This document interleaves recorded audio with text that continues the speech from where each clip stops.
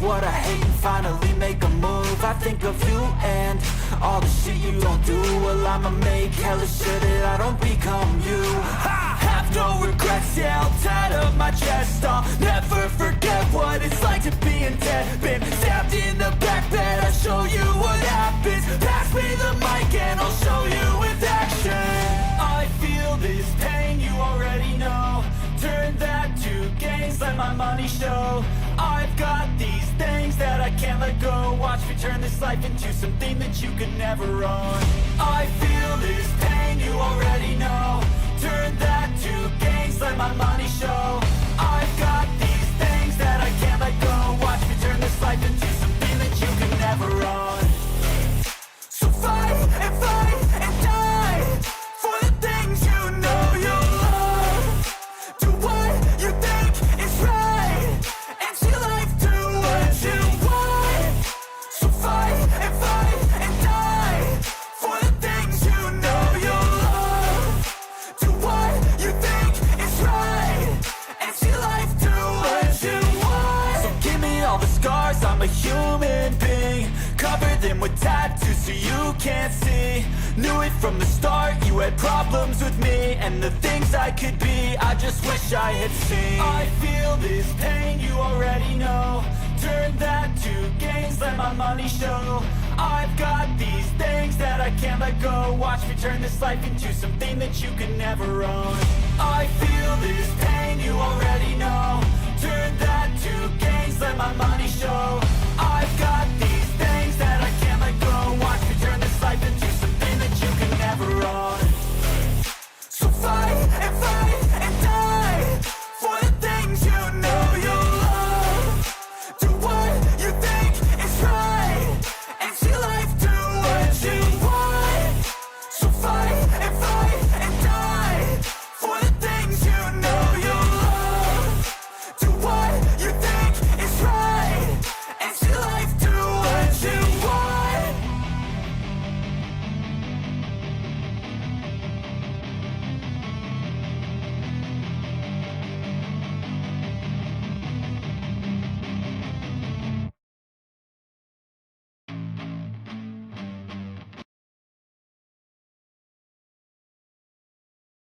Oh, it's already Thursday. I cannot believe it's already Thursday. You realize that we are in the second month of 2026 and the Epstein files are so ridiculous that nobody can believe them? It's going to be one hell of a year, boys. It's going to be a hell of a year, man.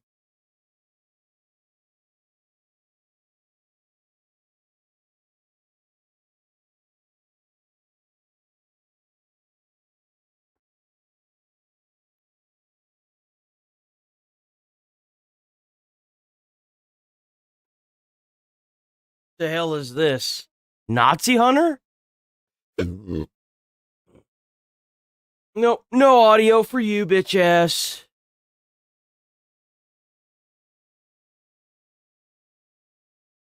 Deserve to die. What is this? No.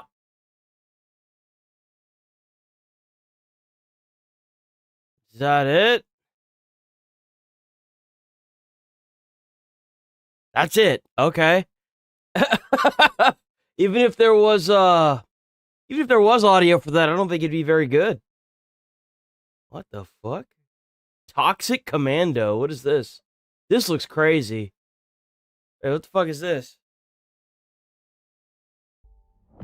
Welcome to John Carpenter's Toxic Commando. Oh, that's right. No, this is multiplayer slop. I don't give a fuck about multiplayer. I'm so done. I'm so done with multiplayer slop. I'm just so fucking done with it, man. I'm sick of looking at it. Oh my god, there's a Mind's Eye DLC? Oh, fuck, you know we're gonna have to play this shit. You know we're gonna have to play this. I do know you. The real you.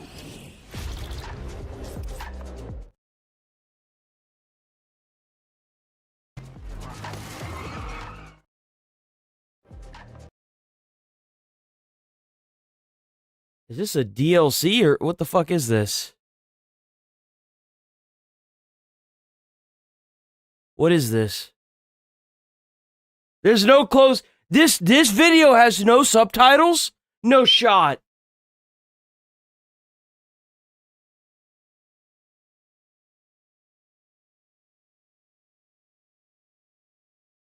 The fuck is this? This is nothing.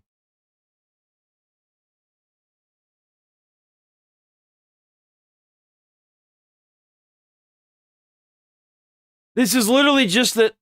It's just a title for the game, a trailer for the game again. What the fuck?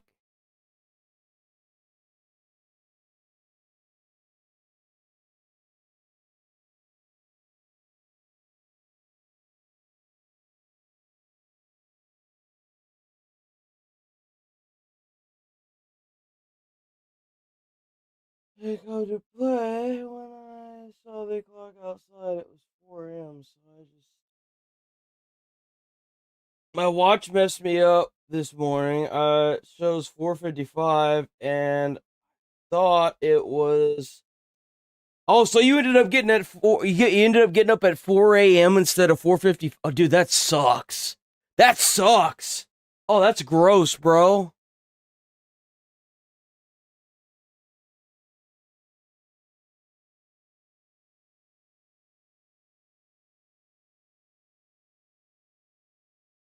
A lot of these trailers we've already seen. Why are they re-uploading trailers from last year? What's that about? Oh my god, we got a review on Nioh 3. Oh, let's go. We gotta be watching that for sure.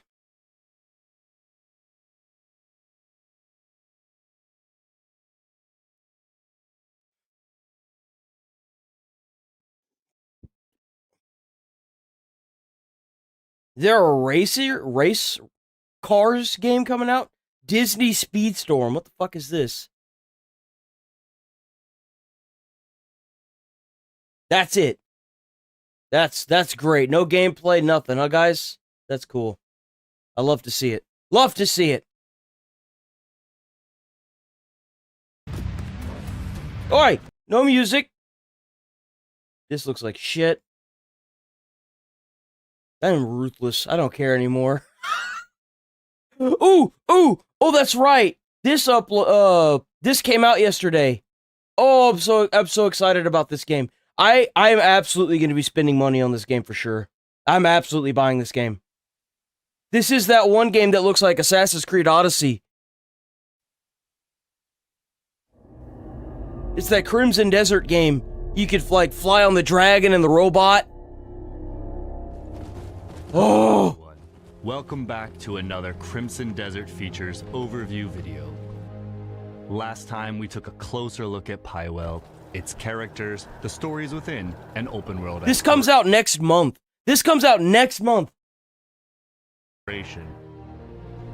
Today, we'll be shifting our attention to another important aspect of the game, combat and progression. No, it's not a review. It's another gameplay like Desert is it's talking about it's an overview. visceral, and the battlefield is yours to shape. You will grow your arsenal of skills, weapons. Yo, look at that combat though. It'll be up to you how you use them. Whether it's an aggressive offense, precisely timed defense,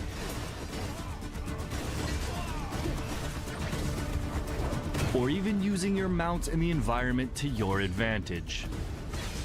Combat in Pywell is full of possibility.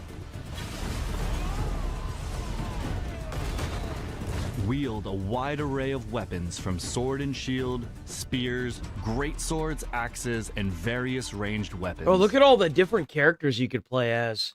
That's so cool. It's been so long. Is that a bear? You could have a bear? Hold on, wait a minute. I was reading chat. What the fuck did I just miss? Whether it's an aggressive offense, precisely timed defense. Bro, look at the graphics. It's a little scuffed, but you can have a bear. Using your mount and the environment to your advantage. You can use the mount as a fighting style. Combat That's in sick. Pywell is full of possibility. Wield a wide array of weapons from sword and shield, spears, great swords, axes, and various ranged weapons. Ooh. Each weapon has its own advantages, so switch back and forth to the ones that best fit your style and the situation you're in.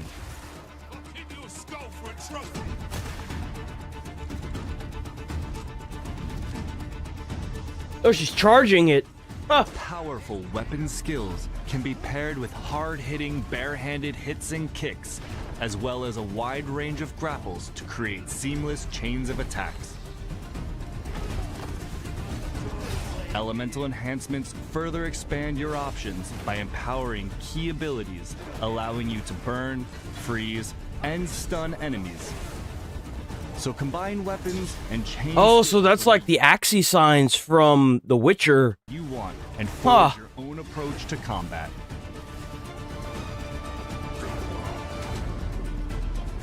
That's cool. That's really Your cool. mobility and timing are also a big factor in combat. Slides, dodges, counters, and swings flow directly into attacks, keeping you mobile and relentless. What the? What is that? Oh, you could destroy the barriers, bro. What? Look at the size of that leaf. Did he do that? Yeah, he did that. The leaf came from the main character. Well-timed guards and dodges open up enemies for a counter, letting you strike back and keeping up the pressure. The result is combat that feels grounded, yet explosive and endlessly expressive.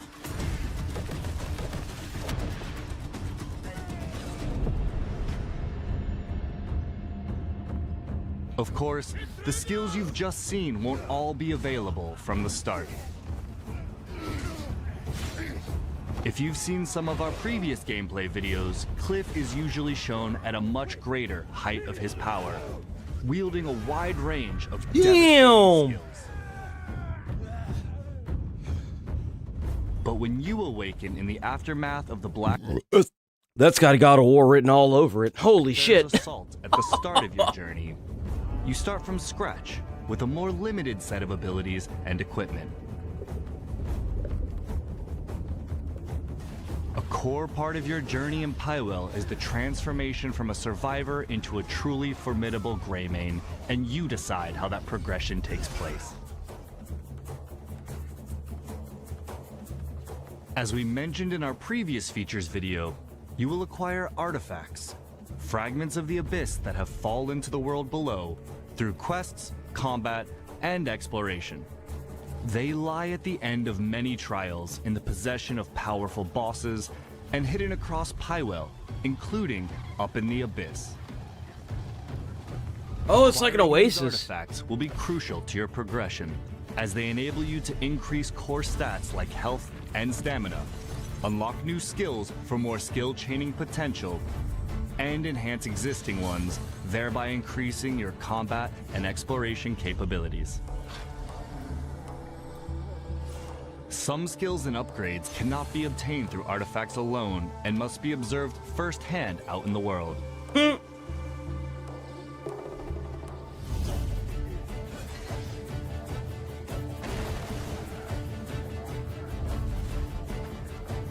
Oh, so you like watch it and you get that ability. Type to want to upgrade your stamina quickly, to run and glide around the world longer to That's explore. cool.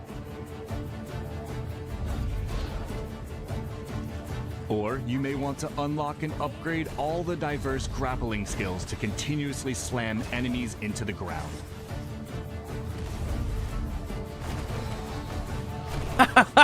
Decide which skills you want Yo, this game looks awesome. to combine and unleash during combat, and choose the direction of your progression by considering your playstyle.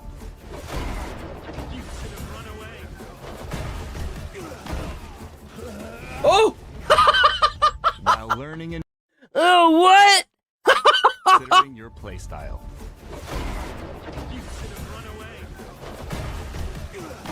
Bro got thrown up out of there like a bag of potatoes. While learning and mastering your skills is important to winning battles, the equipment you bring to the battlefield can be just as crucial. As you travel across Pywell, you can buy, find... Damn, it's a shame you can't be a giant. That would be so cool if you could be like a really big-ass dude like that. ...gear that gives you the edge in combat. The mighty blade tests the heart of its master.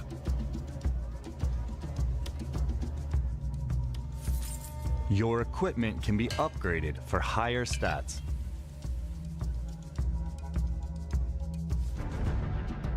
Materials for upgrading your weapons, armor, and equipment can be found in a wide range of ways. Through mining and hunting, defeating powerful bosses,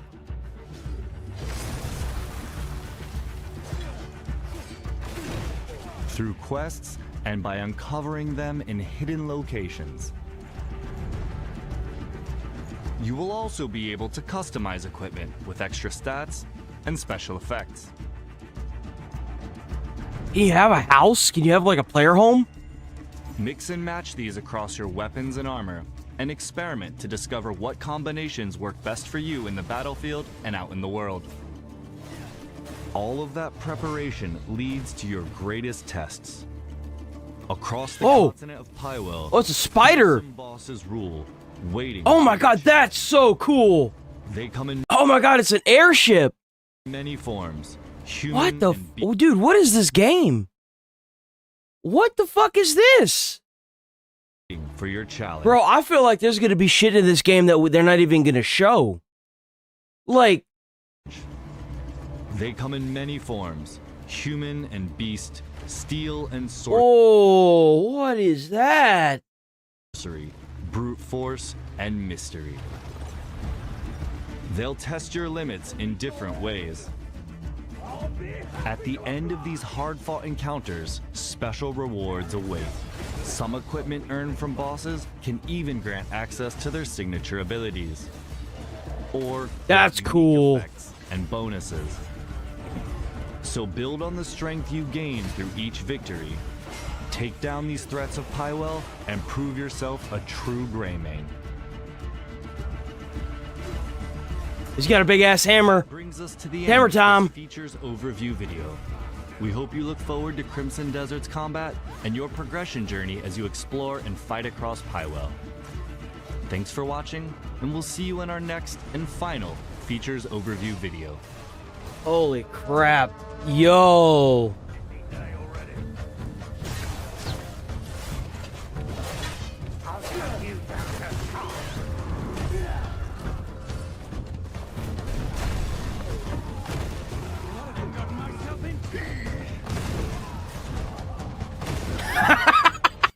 I love how this guy's just jumping up in the air and slamming down the axe.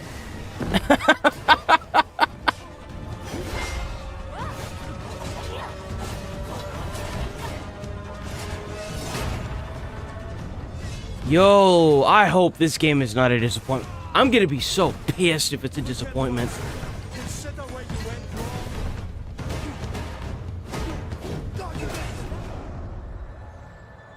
That looks sick, bro. What?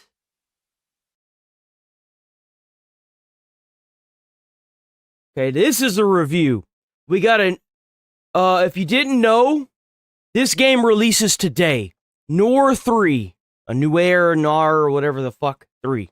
Hit the scene back in 2017, it emerged as the very best Souls-like outside of From Software itself, with exemplary combat, thrilling bosses, and absurdly deep mechanics. Nioh 2 improved upon just about every aspect 3 years later, but didn't change a whole lot overall, essentially making it Nioh 1, but better.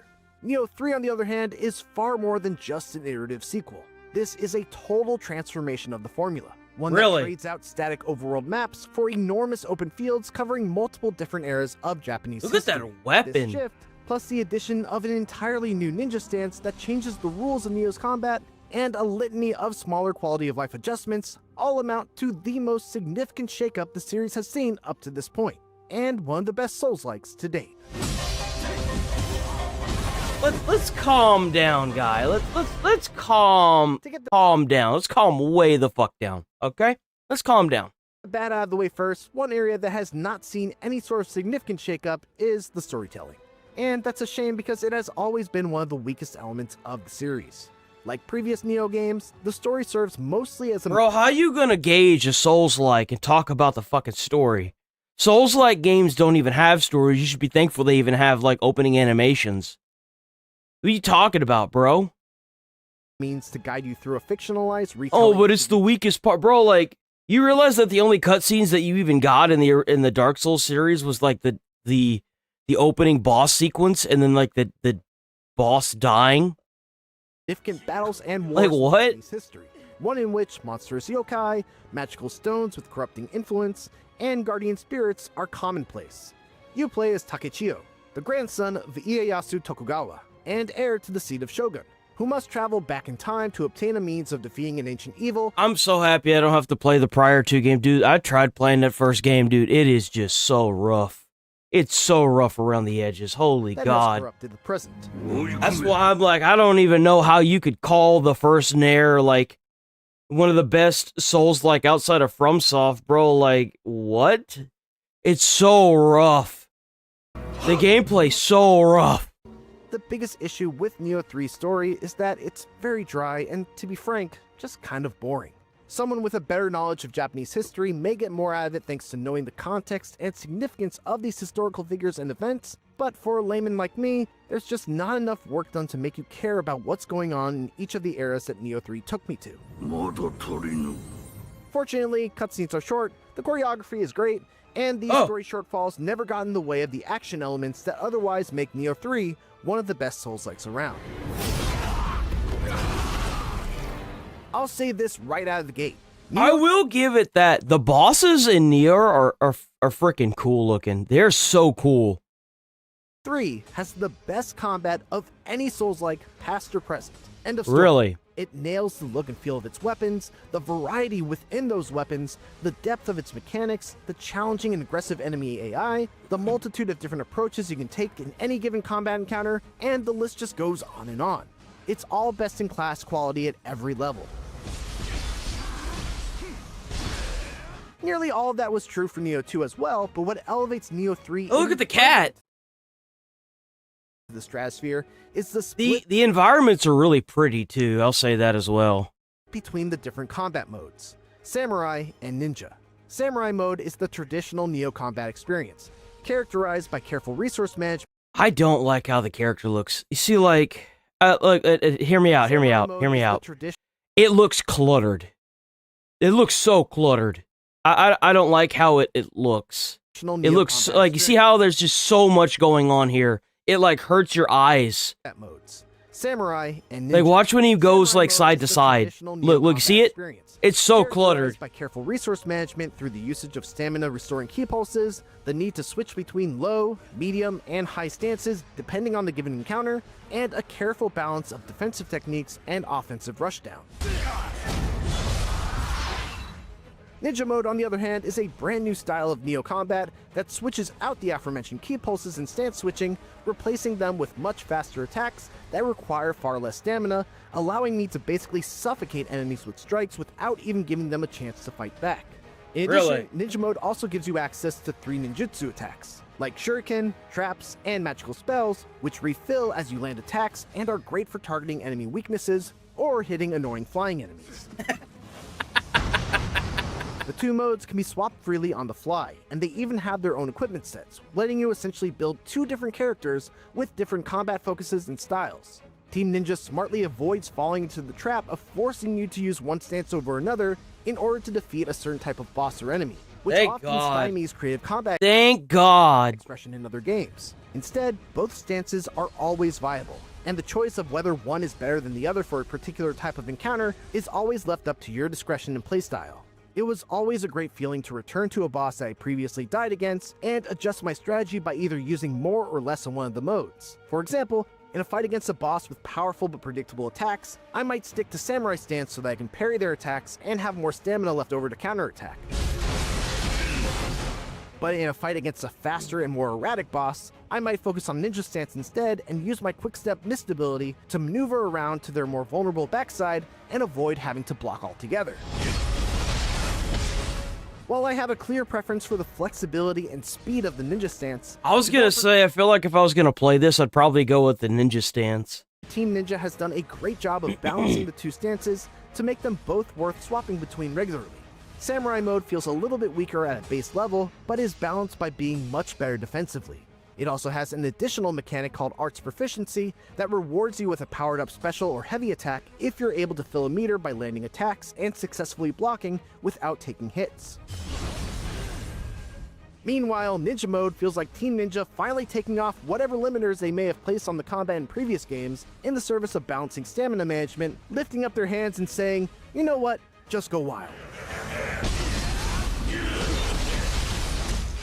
Perhaps the biggest departure from previous Nioh games is the shift from a mission structure to a series of open worlds. I like that a lot. I love that. Over the course of Nioh 3's 40-plus hour campaign, you'll be traveling around from the Edo period, to the Heian era, to the Bakumatsu era, and even to antiquity. Every period that you travel to comes with its own enormous battlefield to explore, with tons of points of interest all over the map, featuring optional bosses, challenging combat encounters, and worthwhile rewards. That last bit is important because one of the few complaints I've historically had about the Nioh series has been a lack of satisfying rewards due to the random nature of loot drops. The loot is still mostly random in Nioh 3, but there are now other meaningful rewards for you to seek out. Clearing out lesser crucibles will power up your guardian spirits, granting you access to new spirit skills, defeating masters will unlock new nodes on specific weapon skill trees, finding Jizo statues will allow you to select from a variety of bonuses that will aid you when you're inside a crucible, sniping the weasel-like Chijinko demons out of the sky will get you elemental variations of techniques in your skill tree, you'll find equipable skills in the many chests strewn all throughout the world, and all of this on top of the already existing Kodama and Scampus collectibles that existed in past Nioh games. Doing these open world activities also adds to an area exploration rating, which itself comes with rewards, from stat bonuses, to skill points, to more Oh, so you could be really OP when you play this, huh? interest being pinpointed on the map. I love it when games reward you for exploration. I love that. Rarely was I ever surprised while exploring any of Nioh 3's open zones, but at least I was well rewarded for my time, which counts for a lot in a game where you need every advantage you can get. But while exploration is well incentivized, I can't stand these developers that make these games where, like, you go off and you explore an area, and, like, the nature of the drops are so random that it pretty much cucks you out of getting anything that's good. When you, like, you go off and explore an entire area, and you open up all the chests and you get nothing but shit loot, and then you go into the boss fight and then you just get shit loot, and it's like, well, what the fuck did I just waste my time for? and the environmental design of these huge open landscapes is impressive, Nioh 3's open worlds feel like they're missing a unique identity. Part of the problem... And the excuse is always, well, that's just the luck of the draw, and it's like, but you just wasted my time. The waste of my time. I want to feel rewarded for doing this. I want to feel rewarded for playing your game. Why is that so hard to ask for, you know? This was an issue with previous Nioh games as well, and it is felt even more so when you're wandering through visually distinct open worlds that all kind of feel the same. There are almost no enemies that feel unique to a time period. The Cyclops that appear in the Warring States era are the same ones that appear in the Icy Heian period, except instead of rocks, they throw snowballs. There is at least a fairly wide assortment of enemies to face overall, and a large number of them are completely new to the series. But it is a little disappointing that the returning enemies don't have any new tricks or attacks to keep me on my toes. Not that you'll really need anything extra to be kept on your toes. Nioh 3, like the previous two games, is very difficult, even by Souls-like standards.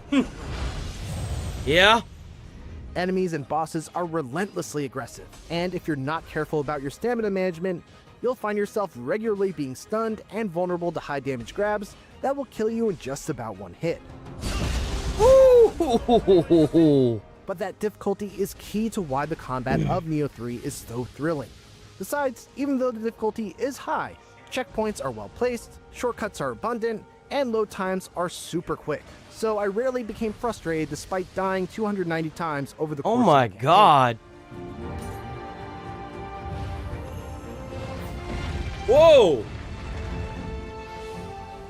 Loot remains the most frustrating element of Nioh 3. Really? The fact is, this is a loot system that exists for the benefit of New Game Plus at the detriment of a first-time playthrough. Really? For New Game Plus and beyond, it's great.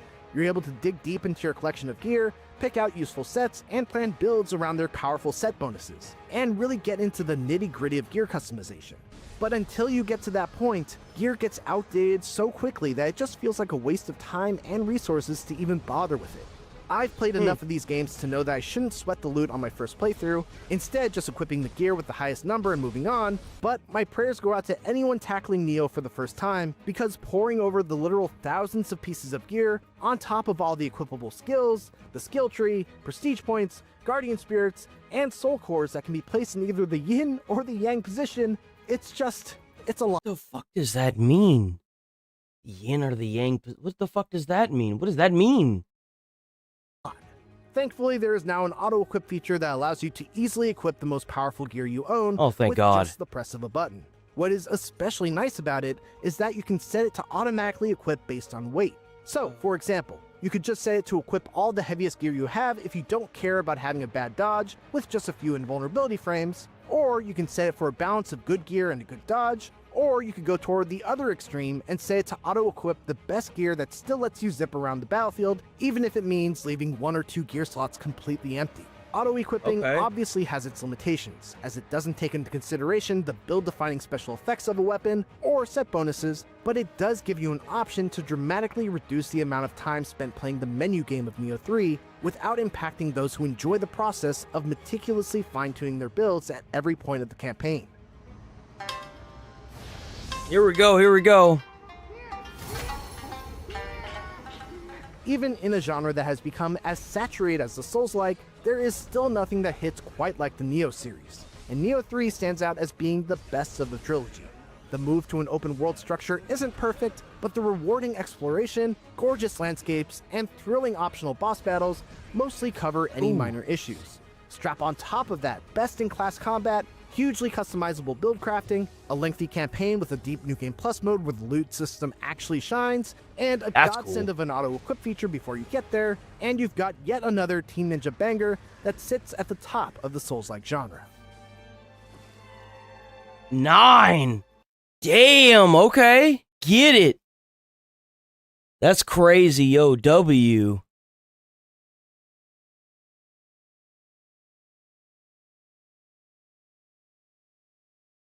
Done with this. That's multiplayer. Oh, that's Greedfall, I don't care. Saw that. I think that's everything.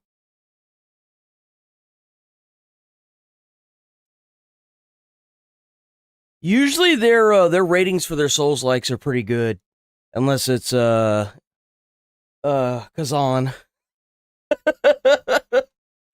Oh, that game was a dumpster fire at launch, man. Woo! Okay.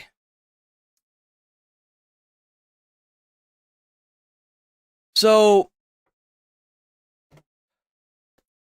Markiplier's Iron Lung. If you don't know who he is, he's a YouTuber that got his start up from gaming way back in the day. Hit number 2 at the box office. And they didn't want to acknowledge its existence. They took it out and then they put it back up when Mark said something. So now we're gonna see what the critical drinker thinks about it. And you know how critical the critical drinker is.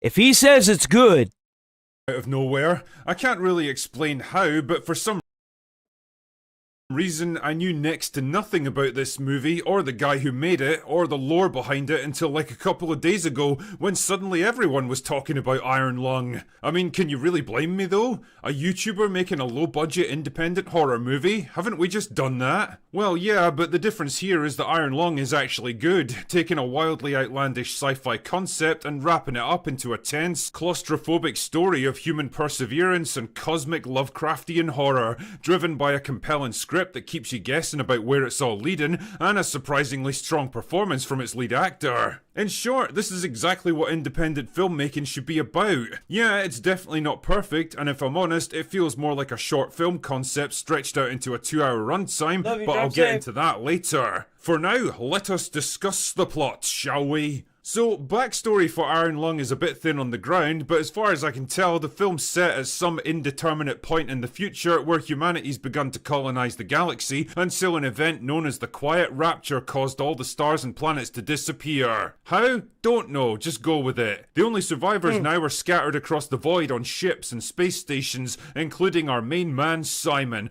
a convicted prisoner who was involved in the destruction of an outpost called Filament Station. What exactly happened? Don't know. His mission is to pilot a submersible into an ocean of... You know, he's not the only one who's done this. I've heard other people say you can't really poke too many holes in it, but the overall, like, movie is good. I've heard this. I've heard that there, like, any movie, there are critiques to it that are like, okay, go with it, and then if you actually do decide to go with it, it supposedly it's really good.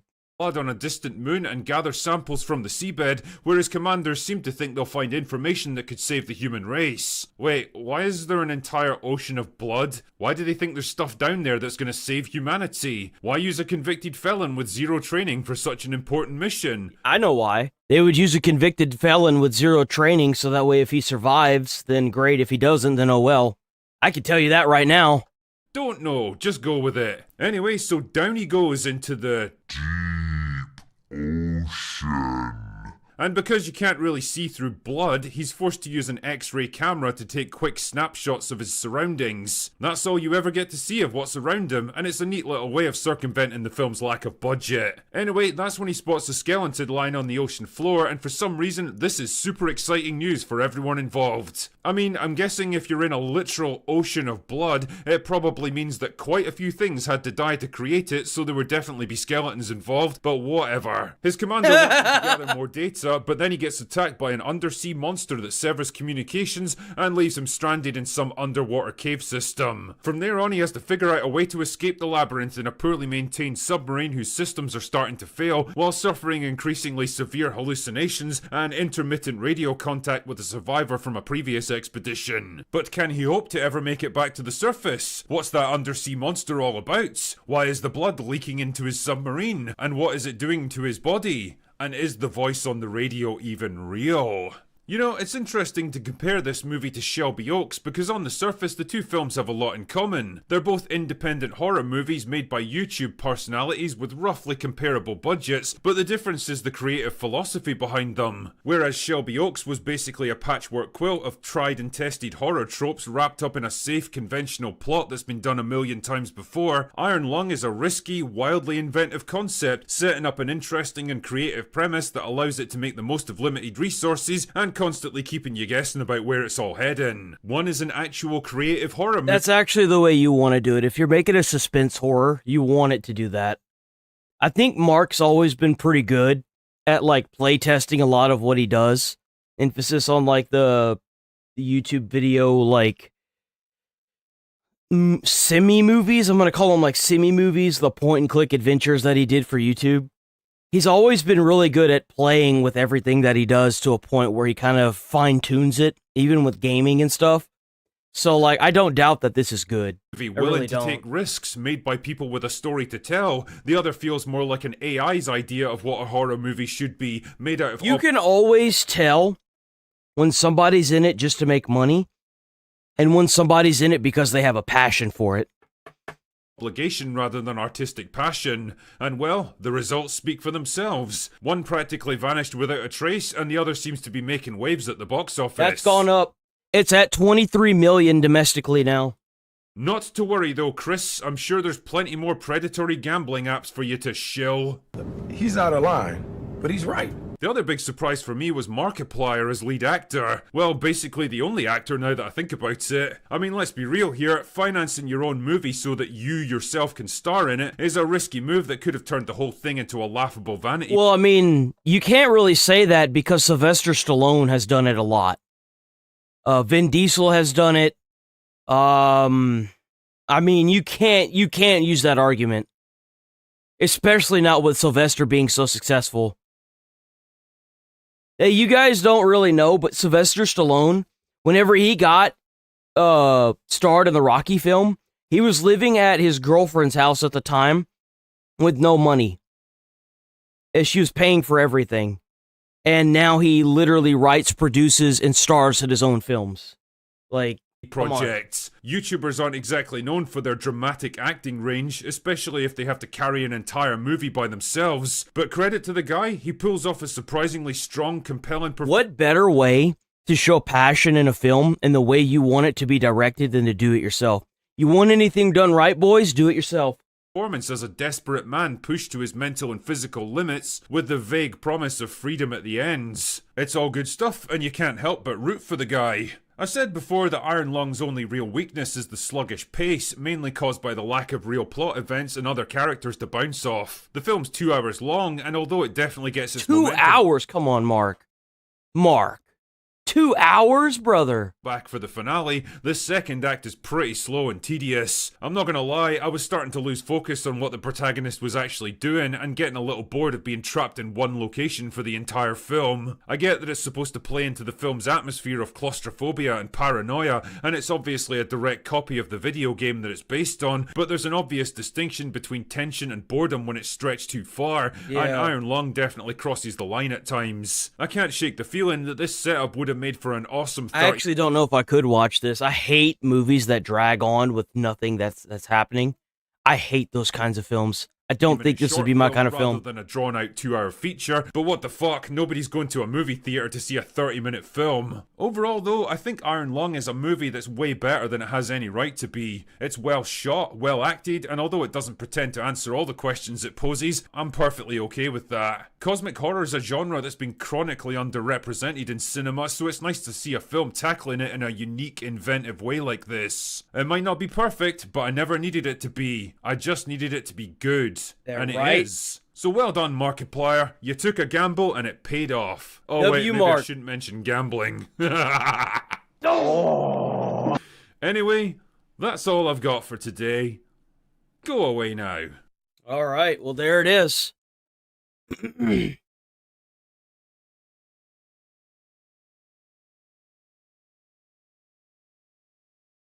I guess since we're still on the topic with gaming just a tad. Yeah, okay.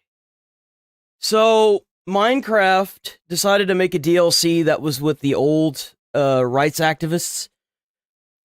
And, oof. They did blow up in their face. I saw this yesterday. I thought this was pretty funny. Minecraft has come out with... I can't even believe this. Want to change the world? Start in Minecraft.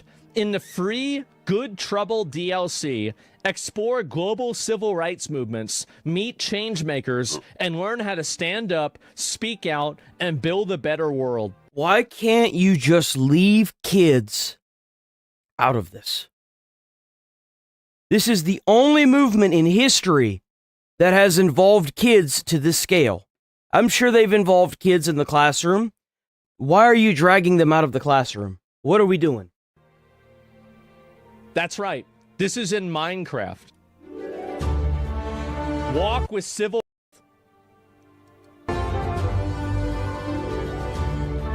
Right? I mean, like, it was a stupid rule that black people had to sit in the back of the bus, right? It was a dumb... Obviously, we're not even gonna... It's dumb! Like, we're not even gonna sit here and listen to that argument. Anyway, it's obviously stupid, so let's just move on from it. Basically, there's been a reply... If you don't think that it was stupid, then you shouldn't be watching the stream, period. Just get the fuck out. And it has actually, yes, it's gotten more likes than the original one, and it's fucking Charlottesville. Villagers will not replace us. Eat shit, Minecraft. Racism wins. Oh my god. So there it is, guys. Let's go back. We're gonna, so that video got so much hate. Not only did they have to take it down off of YouTube, but they also had to lock the comments on the actual Twitter. They had to are lock somewhat the good at comments. MLK, Mall, Rosa Parks. What this is horribly mainly the timing. I think here's the issue, right? Is that the make good trouble. This comes right off the heels of like Tim Walz saying that. Well, a bunch of his weird fucking. I don't think this is poorly timed. I think that they did what they wanted to do, and they think that whatever's happening in Minnesota is legitimate, and it's not. And that's the problem. SSRI addicted, mentally. You can sit there and say that stuff on Fox News because everyone's just going to not listen to Fox News. But when you put it on a free platform where everyone can voice their opinions, like on Twitter, and you're not going to get blocked for voicing your opinion, you're going to find out what everyone really thinks. And nobody with half a brain cell thinks that what is happening in Minnesota is a good thing. It's not. Fucking constituents are running around making Nazi checkpoints and stopping people from driving for being a suspected ICE officer. Exactly. That's the problem, is it's the timing, and then you're using this word. I don't think anybody would have really cared if you didn't use a quote from Tim Walz, who was egging on people. And you've got to keep in mind, 2 people are dead because of that retard. They are. They're dead because of him. But you have to keep in mind, again, this is just another multi-billionaire, like Billie Eilish, who's about to have her multi-million-dollar mansion taken away, talking about how what is going on in Minnesota is a bad thing. It's not. The country voted on this, and it's happening across the country. It is what it is. At this point, we should just accept it. They did it because other big social media people are doing it, and they want to get in on the trend. That's all it is. And they fucked up. Because now that the tides are shifting, they're realizing, uh-oh. Government. This could be really bad for Minecraft. I don't think they understand how bad this could be for Minecraft. Those people weren't out on the street, and the federal government was working with the state government, and those people, Renee Good and what was it, Alex Preddy, would still be alive. They'd both still be alive. They would be alive. But because it was more important for Tim Walz to stand on his soapbox and fight this, now they're dead. They're dead for no reason. Yep. For no reason. And that's it. You capping right now? I ain't capping. They are dead because if you tell people to resist the federal government, that they can't arrest you, that they can't do this, that they can't do that, and then people are going to get this impression, obviously, that they can, throw stuff at federal agents, they can hit federal agents, they can run them over and resist arrest, that they can't be arrested. And the thing is like, that's how you inadvertently cause people to get killed. It's a terrible tactic. It's a disgusting tactic. And he did it on purpose to stir up the media machine and make people get themselves killed so that way he can turn around and be like, look, you see? That's what they're doing. And it's like, dude, you're phrasing everything in a way that makes it seem like these people can't be arrested or detained by federal agents, and that's not the case. That's not the case at all. If that were the case, then you wouldn't be telling your local police to aid ICE agents now. Tim Walz completely backed from everything that he had said. It's just the truth. Let me go back. I see what this is here. Damn, he said that. Now I get why you're upset about it. I do. I am upset about it because it gets people killed. Yeah, that's the way it is. 600 ICE agents leaving Minnesota now. It was 700 whenever I read about it. And you know why they're leaving? It's because they agreed to work with the federal government. That was always the goal. It was always so easy. And that's the whole point that I'm making, is that today, Tom... You see, that's why I'm just going to permaban you. They did try to detain him and he was resisting arrest. You're just a fucking dishonest moron. Enjoy the Shadow Realm. You're a fucking retard. Get the fuck out of here. Come home and announced that ICE is now, in a lot of cases, moving out of Minnesota. They're moving a lot of people out of Minnesota. They said they had like 4,000 guys there, and they're moving out 700. That's a huge amount. Yeah. So why is that? It's because they've got the local police helping them now. Duh. Because big surprise, if they had the local police from the beginning, then they wouldn't have 2 people that are dead now. Duh. They're not going to have to go after the guys that were in jail. That's the reason. There it is. Like, nobody wants to have all these fucking officers there. I mean, the federal government doesn't want them there. The fucking officers don't want to be there. The people there don't want them there. It's a total fucking forced problem. So we have had a lot of other people that have gone and talked about this. Okay, that's a bit much. We need to get rid of illegal immigrants. Yep, there it is. And Minecraft 1, new mind. God. Jesus Christ! My God!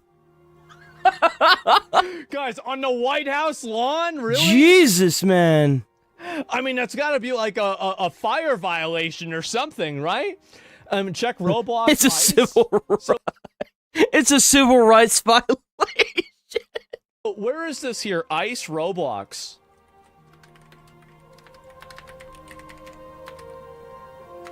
Is this... I've heard about this before. Roblox kids stage virtual ICE raids in Brookhaven. Yo, the kids may be cooked, but they're getting cooked in all the right ways. RP. Kids on Roblox... They're doing Roblox ICE raids now. Roblox are conducting immigration raids.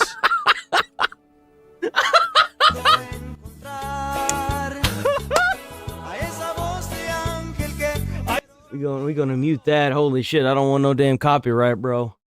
Been working too hard for them bastards to try to take all my fucking stuff, dude. That shit's funny, bro.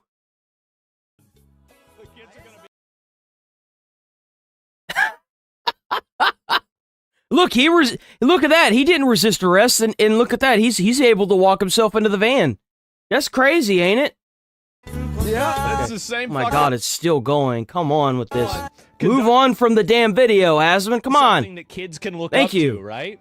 Obviously, that's it. ICE Roblox is peak Roblox. Well, Maybe it's kind of sad that they're making all these kids protest in ICE rallies in San Francisco, and a lot of them already know what's really going on. It's kind of goated in a way. Like it's awesome. Play that. That'd be really funny, and we could bring in all the viewers and go on ICE raids and arrest people.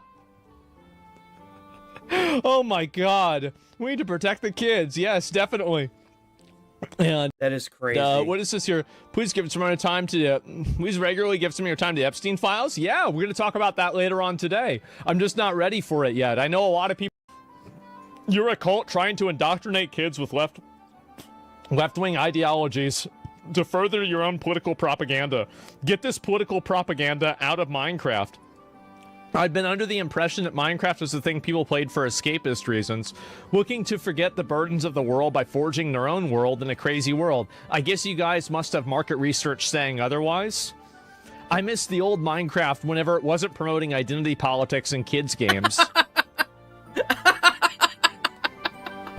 Okay, was it worth the bill? Yo, these are the people in the comments. These are just the people that are just scolding the game like crazy now. Had to double check that this was the real account. Can you play as the oppressor? That would be cool. That's a good question. Yeah, can you play as the KKK in this too? I wonder. And are you kidding? This is a game geared towards kids. Keep the propaganda out of it. You should absolutely propagandize. And you know what's crazy? This isn't the first time that this has happened. You remember back whenever Fortnite had that map that was supposed to be used to push the Kamala Harris campaign? I don't think a lot of you guys remember that, but there was a map in Fortnite, and it actually broke the terms of service of Fortnite, of the community guidelines, which means they have a thing that says no propaganda in, they're like baked into the game itself, and people knew about it and talked about it, and I think it might even still be up. That's the crazy part. Things for kids. You should, because if you don't, your opponents will. And it's not a game that you can win by not playing. You should teach the kids that the ICE raids are good. You should have them reenact. And you know what's really crazy is I see all these classrooms marching these elementary students, or these, like, I would say they're like, they must be in elementary, like third, fourth, fifth-ish, out into public. And I immediately, the first thing that I saw or thought of whenever I saw that was, well, they're going to just hate it when they get older. They're going to hate everything that has to do with, like, whatever they're going against. It's just like whenever you make a kid be religious and you take them to church every fucking Saturday or Sunday, and you make them sit there, like, everyone that I know, including myself, that was forced to go to a church and do that shit every fucking weekend, they fucking hate it. They don't ever go. Ever. As an adult. Well, that's exactly what's going to happen whenever these kids grow up. They're going to be like, oh, well, fuck that. I'm not doing that. That's exactly what's going to happen. On Roblox and have them celebrating it. Because if they don't do that, if you don't do that, you're going to have somebody else, some other fucking mom or something like this. Take a look at this. I saw this before. And where is it? Here it is. A video circulating shows classrooms in Boston area teaching very young kids to protest Trump and ICE. See? See, if you don't do this, they will do this. You always have to do the same thing that your opponents do. If you don't, then you'll lose. That's it. And so it's that simple. The transition from and you know what's crazy is that what better person to want to protest Donald Trump than teachers? And let me hold on. Let me put this in a way that doesn't, because I dated a teacher for 5 years. They get paid based on asses and chairs. If you have a bunch of illegals running around in your community, that gives you a lot of asses and chairs. That brings a lot of money to the school, and that brings pay raises to the teachers.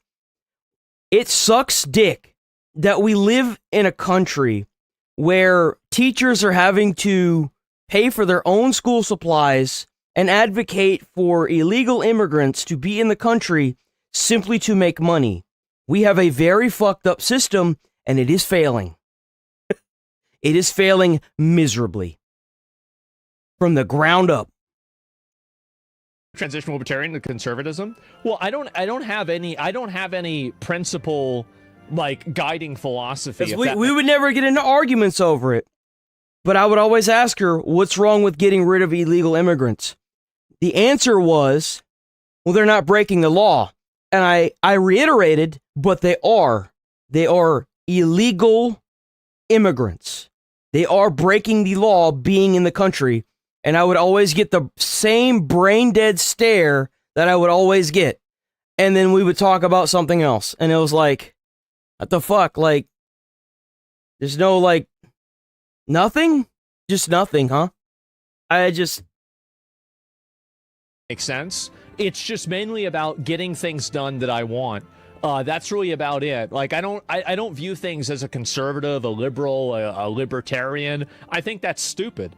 I think the best way to look at it is you base things off of what you're seeing and what the right way to do things is. That's it. And your band, before you come up with a label for yourself and say, this is what I am, and so now I have to think in accordance with this. That's bullshit to me. I'm not going to do that. And anyway, on the topic of fighting with propaganda, did you watch A Million Amelias yet? No, I haven't yet at all. ICE never really needed riot control training until recently. People seem to ignore that. Absolutely. So anyway, they got... No way they actually made the bus. Is this an out-of-season April Fool's joke? Well, anyway, as much as I like this idea, people are going to mod this and make incredibly offensive videos that go straight to Instagram Reels. Panic. They what sure are you talking are, about? and I'm going to watch them. And so anyway, you have everybody shitting on them massively. Everybody hates this in Minecraft, and it's gotten so bad they had to lock their replies. And I want to say, guys, I'm really proud of you guys. People just come I really in. am. Because so many people easy. push back on this, they had to shut it down. They did. I played this on stream today, and it's genuine propaganda that starts off in modern day, where mixed-race protesters are clashing with all-white cops. No way! Really? Oh my God! You're welcome. Yeah, I didn't even know this. Jesus Christ! Mandatory ride-along ICE raids. Yeah. Have the kids. I feel like what we need to do is start taking millions of dollars away from these big corporations and funneling that back into our system.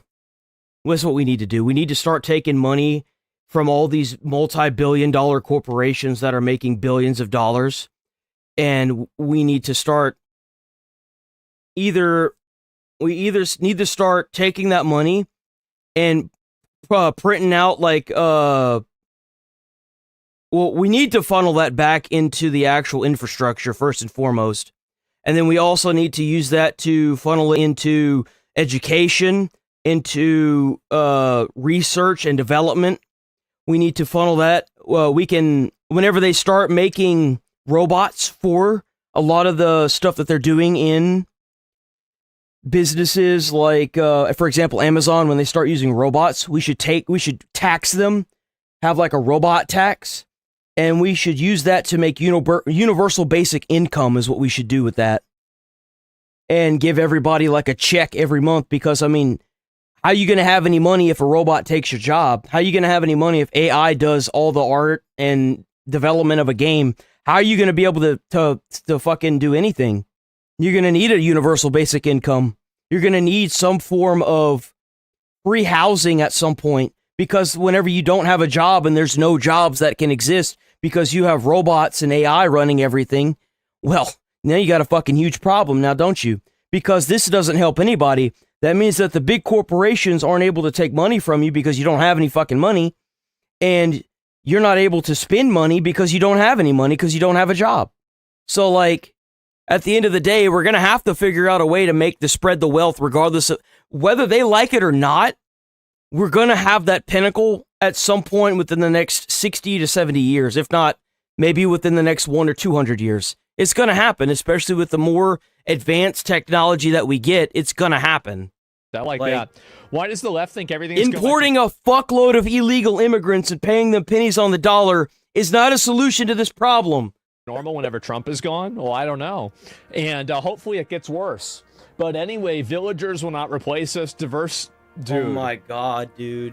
Dude. If you don't know what this is the camera angle of the guy that stabbed the Ukrainian lady and killed her.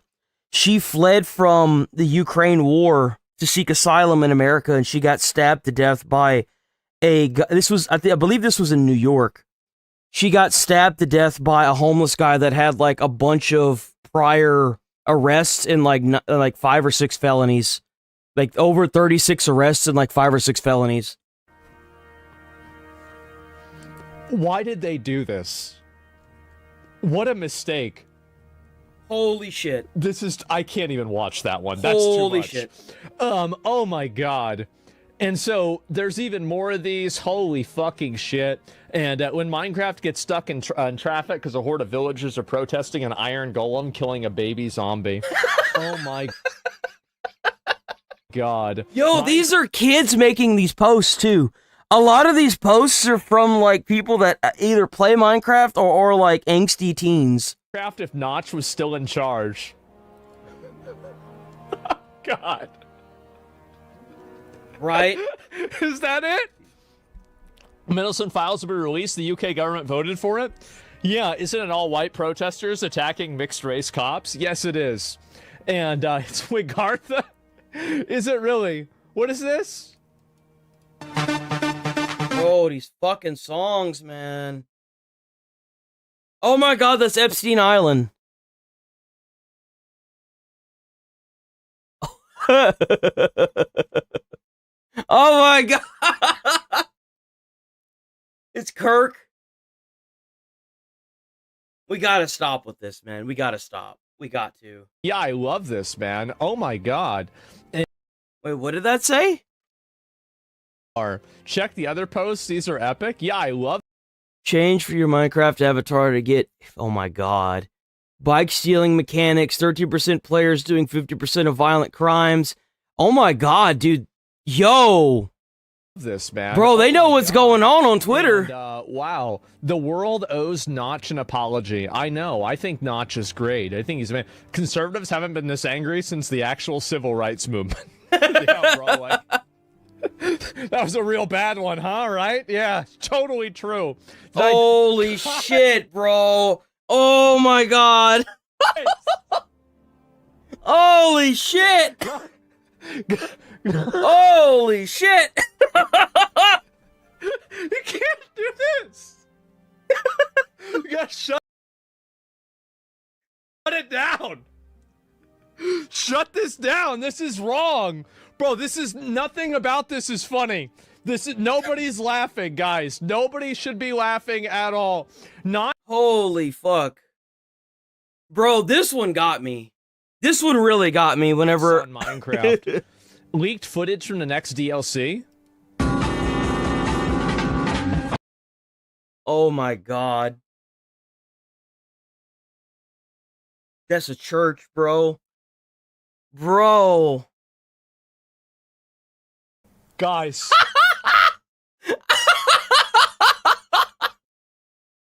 Don't try to run over police with your Minecraft car. This is insane. Yo, this woman threw her life away to be a fucking meme in Minecraft.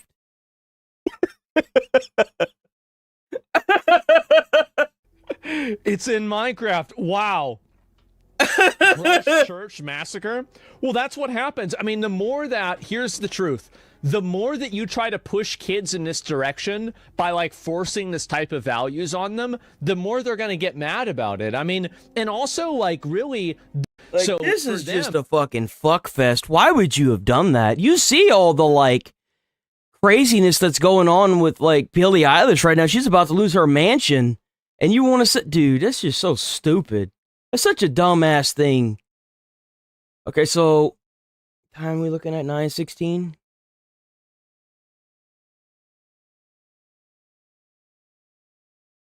Okay, so let's do the Epstein. Nah, I guess if we're gonna,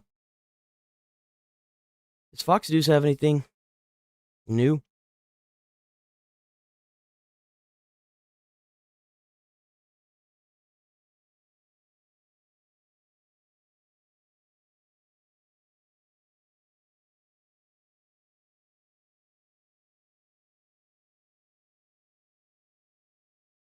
Why the fuck would you ransack a Catholic school? What the fuck? Hello? DOJ launching a civil rights probe after a California Catholic school was broken into and vandalized. Just look at what you're seeing on your screen right here. The criminals destroying a life-sized Virgin Mary statue and the parish's sacred... If you really think that you're gonna... I'm not even part of the... Like, I am Catholic, but I don't go and do any of that. It's just what I was told whenever I was a child. If you think for a second you're going to immigrate to a country and change the minds of a single percentage of the country to a point where they're breaking into churches, which, by the way, is the majority of the country's religion, and break and vandalize them without radicalizing, like supremely radicalizing people against you and your cause, you are sorely mistaken. You want to see people get really pissed off and try to get you out of the country even faster? Do two things. Fuck with their kids, vandalize churches. What the fuck are you doing? What are you doing? Tabernacle, among many other beloved items.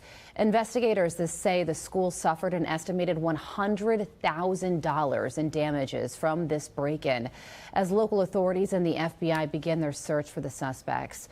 Joining me now is a faculty member of the Holy Innocents Catholic School in Long Beach, California, Tony Tripp. Tony, we are so sorry about what happened. It's just shocking to look at. Can you tell us the extent of the damage? As you saw in the pictures, it was pretty extensive.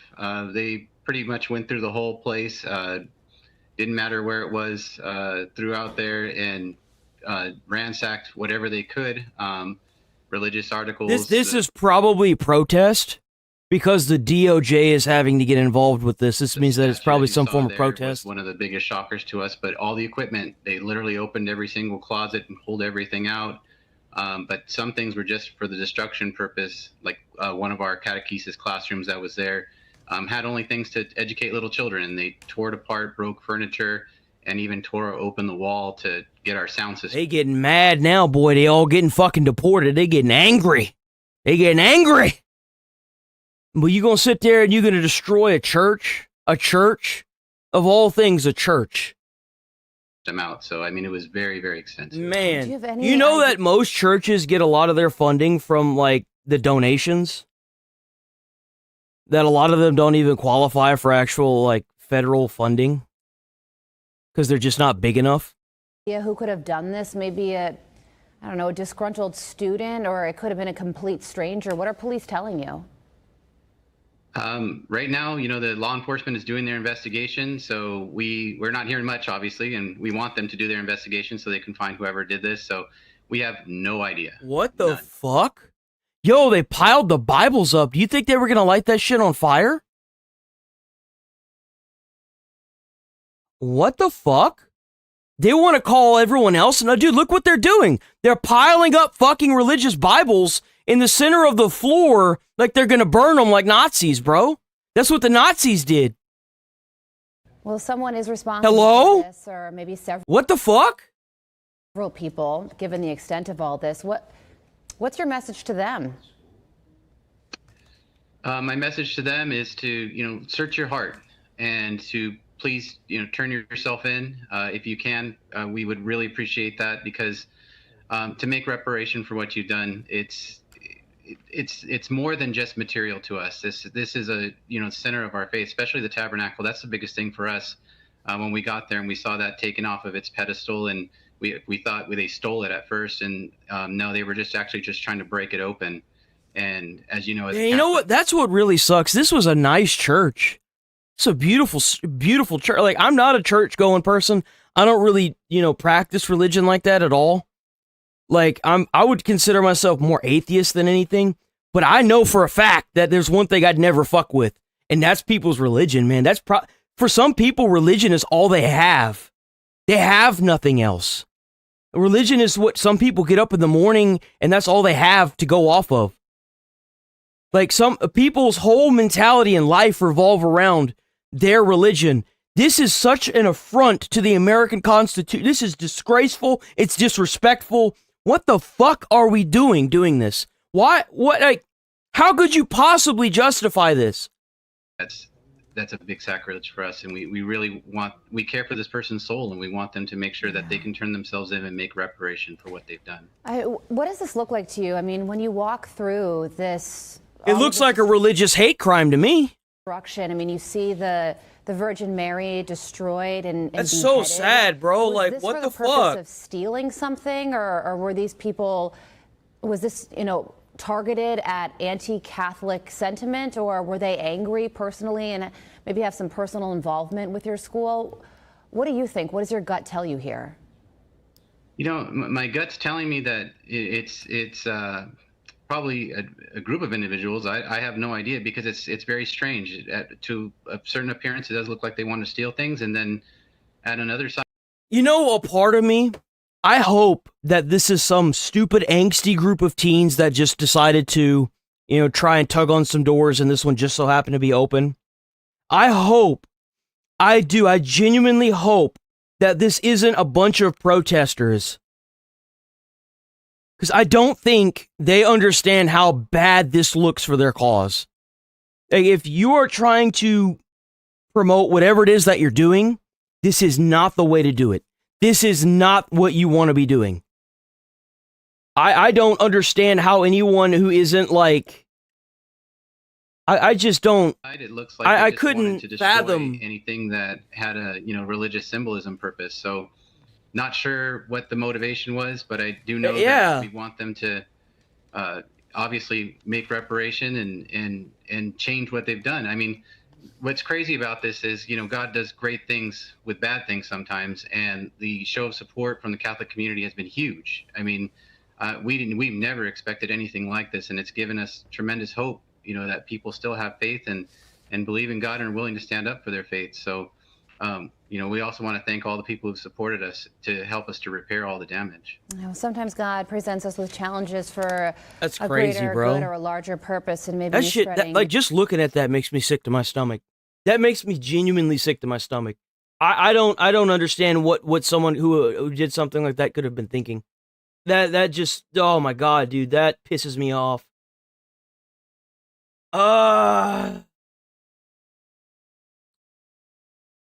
So let's take a look at Epstein's Island.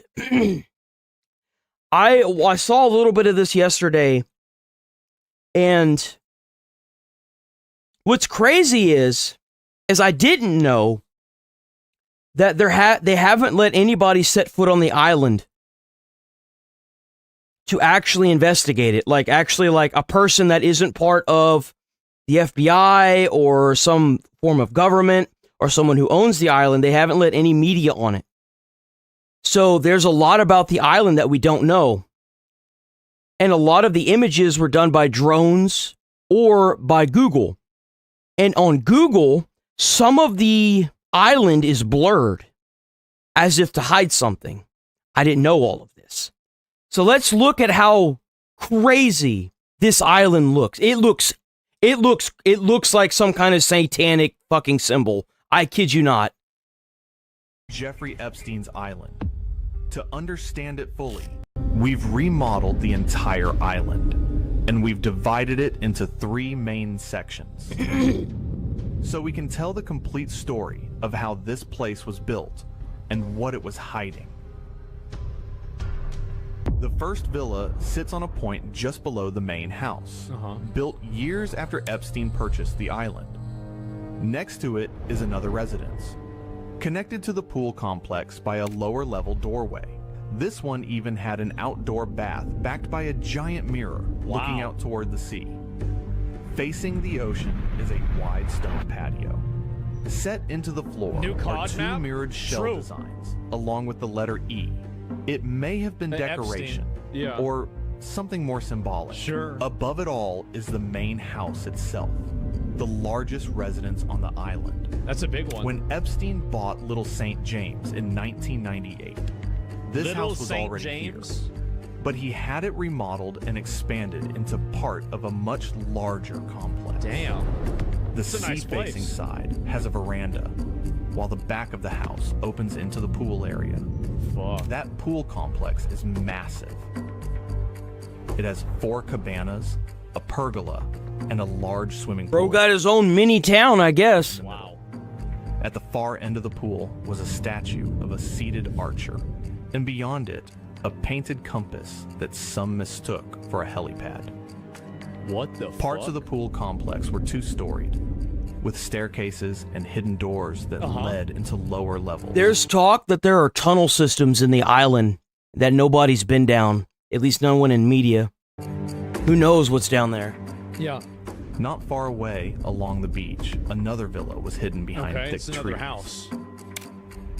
Oh, it's like, yeah, it's so Visitors small. usually arrive by sea. Boats pulled into the island's jetty, which had a covered loading and waiting area.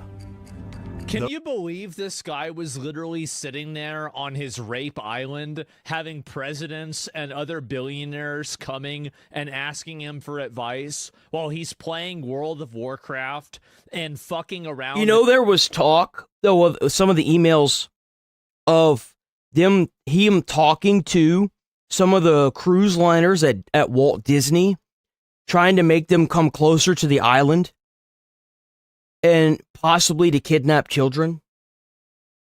In Call of Duty, getting banned on Xbox Live. Like, I mean, this is actually insane. What the fuck? Those who came by air. And I agree with that. None of us will ever see what really happened. Grassy helicopter pad. And it War had Thunder, small yes. shelters for passengers pigsty, and luggage. yeah. Nearby, 2 strange details stand out. At the top of a slope is a giant monkey statue, and beside it, a stone staircase that leads up the hill, then stops abruptly, earning it the name the Stairs to Nowhere. This northern section of the island was meant to impress. Moving toward the center of the island, the design shifts. Here, the focus is less on luxury and more on control. Tucked into the trees is a low building, almost hidden from view. This place is massive. Its purpose is still unknown. Just beyond it lies... Wait, so there's a giant warehouse and nobody knows why it's there? Well, that seems pretty interesting. Huh. The island's main service area. Wow. This section held the machines that kept everything running. The desalination plant for fresh water, generators for power, storage rooms, and sewage management. It's like a Rust base. Some of these buildings were built directly into the hillside. Their flat rooftops doubled as parking pads, and vents cut into the ground. So you had people landing on the... Oh my god. Hinted at larger rooms below, In one case, drone footage even captured doors leading deeper into the hill. Yep.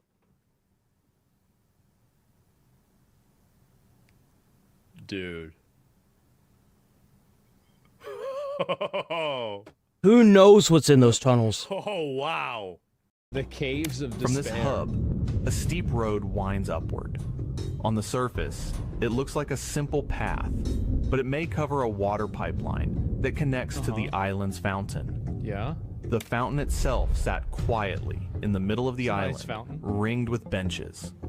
Sure. In one video, deer were seen grazing nearby, giving the strange sense of calm in a place filled with secrets. There's Closer deer to there. the southern edge of this section, a massive sundial stands. Once, it was surrounded by 13 brightly painted 13 brightly painted benches? That's creepy, bro. That's so creepy. What the fuck?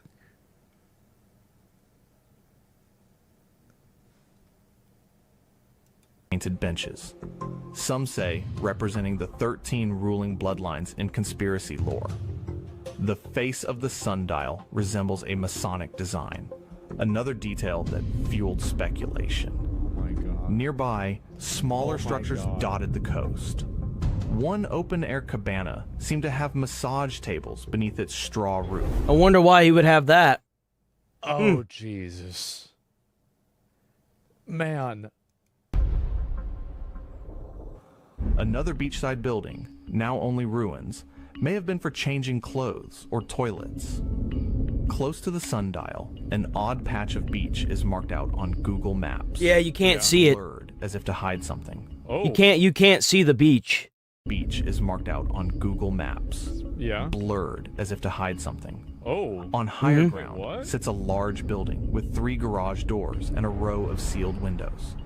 Some have described it as a staff barracks, others as storage.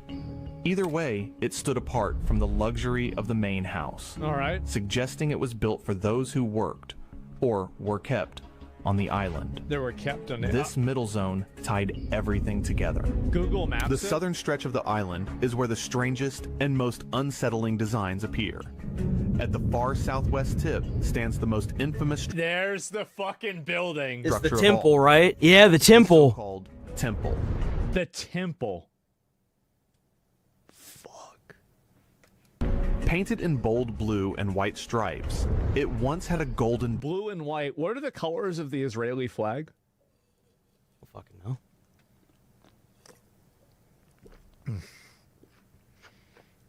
I forgot. Israeli flag. It's blue and white. dome and statues of Poseidon and birds perched on its corners. From the outside, it looks like something out of another world. Early visitors described its inside as a music room with bookshelves, a grand piano. Why the fuck would you need a door like that? Inside, it looks like something out of another world. Early visitors described Look at that door, bro. Jesus. inside as Think that bitch is armored enough or what? music room with bookshelves, a grand piano, and even a portrait of Epstein with a pope. A portrait of Epstein with the Pope?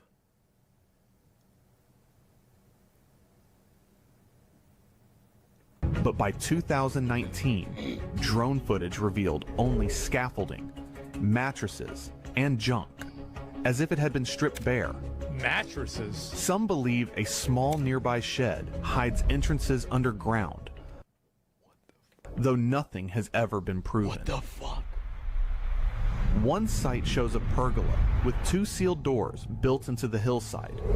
A second building that once stood here was destroyed during Hurricane Irma, leaving behind only a flagpole and a concrete slab.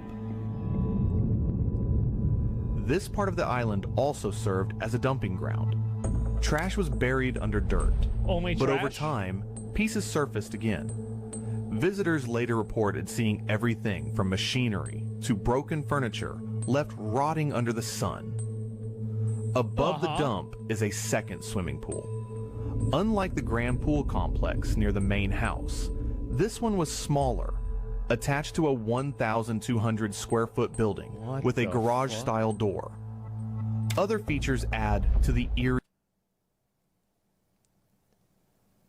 I mean, this has to be a call. This is like a Call of Duty map or something. Like, this is crazy. Remember, guys, he was in finances. Oh my god! And this is one of his This is one of his estates. One.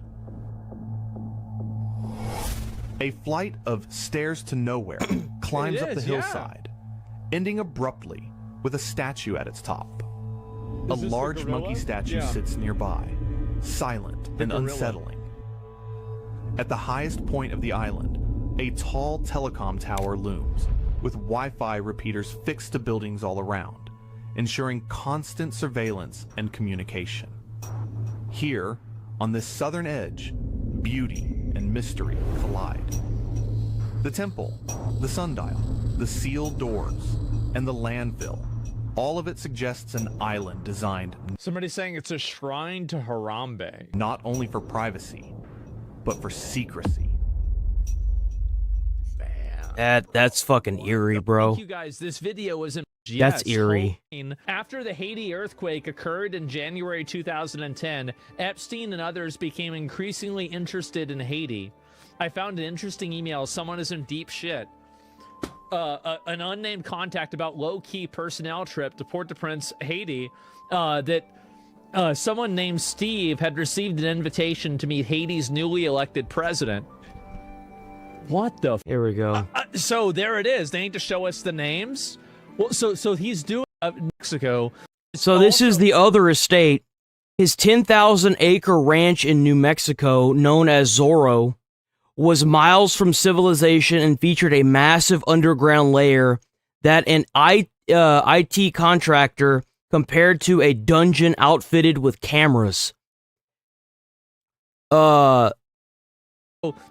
had an airstrip, a helicopter pad, and much more. 10,000. He also paid off the surrounding tenants around him, and he also paid off the sheriff so he could operate there with impunity, so he can do whatever he wanted. In New Mexico, known as Zorro, it had an airstrip and helicopter pad.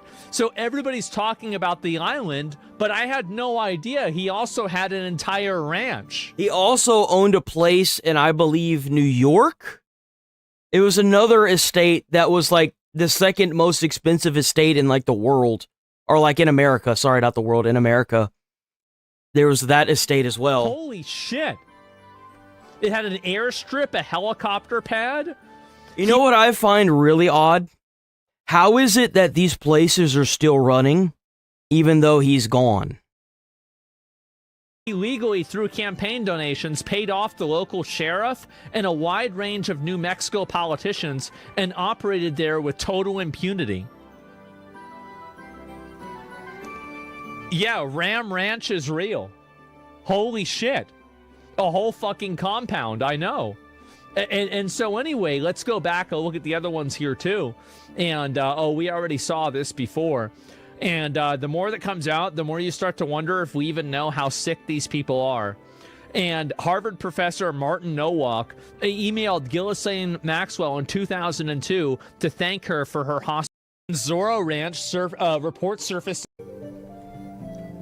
Maxwell in 2000. Lots of love, Martin. I mean, what are those? I don't even know what the hell those things are. Oh, this is Poseidon.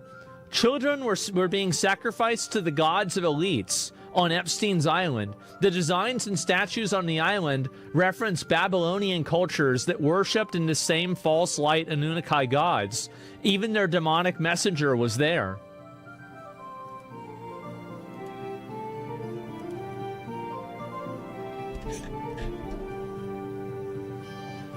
This is... Sounds like you could be the first investor so long as there's absolute anonymity. I have always envisioned there would be anonymity requirements about babies. We can't publicly identify who these are or their parents or benefactors. It would brand... Oh, yeah, this is them. Okay, so this is the baby factory.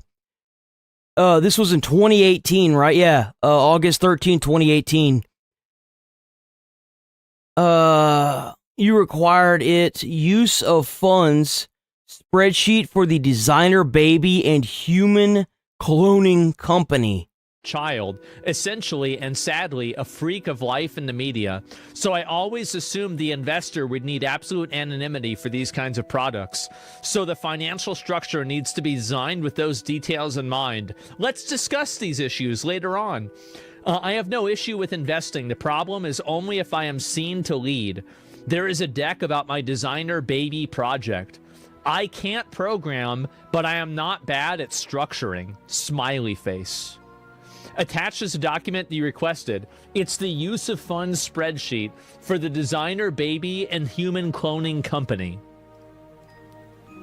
Yep.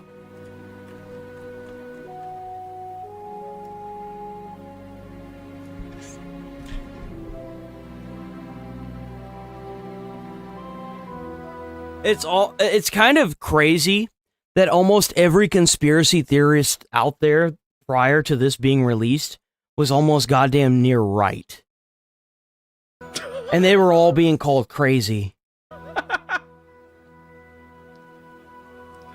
There it is. Yep, there it is. Wow. The Clone Wars, yep, 0 arrests.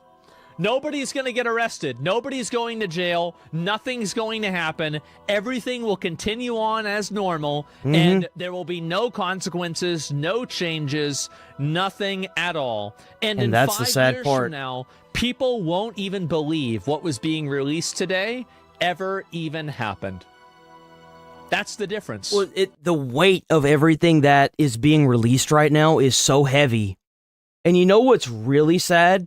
Is I don't doubt that it's even still happening. Why else would these places still be running? That's where things are going to go. People won't even believe that it happened. This gets us out of the self-funded garage biology phase to the first live birth of a human designer baby, and possibly a human clone within 5 years. When was this? 2008. Yep. Then 5 years. Once we reach the first birth, everything changes and the world will never be the same again, much less the future of the human species. Attached document shows a $1 million, 1.7 a year for an up to 5 years, plus a $1 million lab setup. Honestly, that's a really good deal.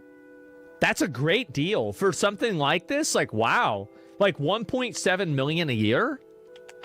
It's insanity. Wow. You realize that they're already making cloned babies, and we would never know about it if Trump wouldn't have kept his foot out of his mouth? Do you understand how sick and sadistic this is? Okay. He was creating his next vessel. So, yeah, I think that's true. Next steps, I'm happy to hop on another call and take a trip to meet you in person. And if you have any thoughts about what might be missing or what's a reasonable estimate to get to the first live birth, I might really appreciate this. I'm going to be in Lithuania. These are all emails. These are real emails that Epstein sent and received. Well,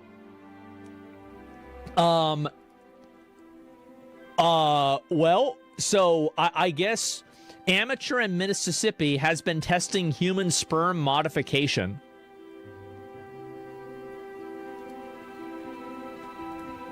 Dude, I don't even know what to say. I really don't. Like, what the fuck is going on? So anyway, we've got even more of this. Let me see if I can pull up the other ones too, because it's gotten even more ridiculous and even more insane.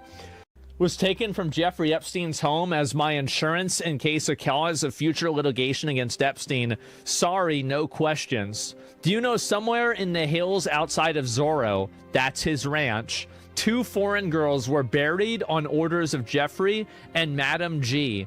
Both died by strangulation during rough fetish sex. Here are the link footage from Jeffrey Epstein. Link truncated. So that ranch that we saw, there's supposedly 2 girls that have been killed and buried out in those hills.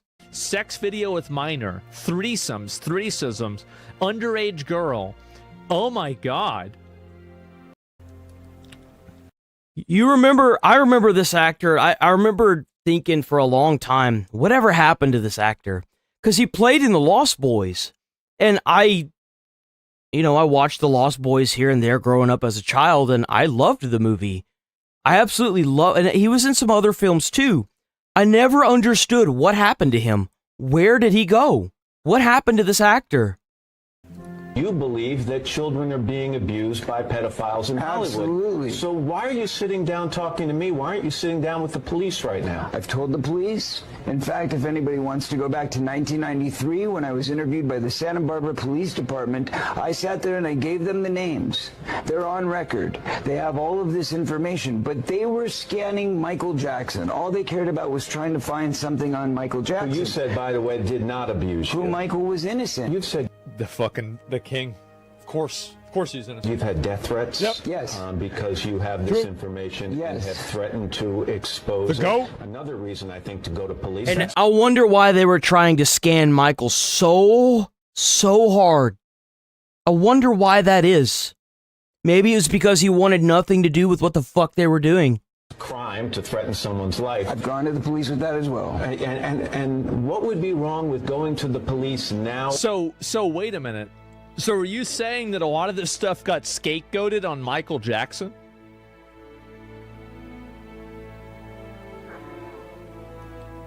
And they focused on Michael Jackson to keep the focus away.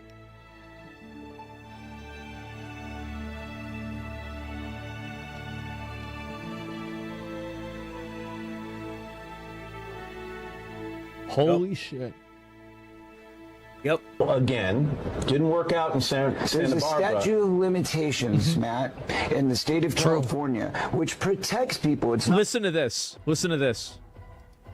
limitations, Matt. And there's a statute of limitations, Matt, in the state of Here it is. Big surprise that they would have a massive industry like Hollywood set up in one of the states where the statute of limitation exists. California, which protects people. It's not that way in New York. It's that way only where the movie industry is, conveniently enough, in California. That's the seriousness of this. You cannot, because if I were to go to the police, I would be the one who's getting sued. Wow. Wow. And what really sucks about this is that none of the actual like pedo stuff came out until like four or 5 years ago. That's whenever Hollywood got cracked wide open with all this. He had made a book. They blacklisted him. They wouldn't let him star in any films. They kept him away from everything and anything that had to do with Hollywood. They shunned him out. They had people on media that he would do these interviews with, questioning him to the point where it felt like all they were trying to do was shut him down. And he was fucking right, bro. Everything he said was right.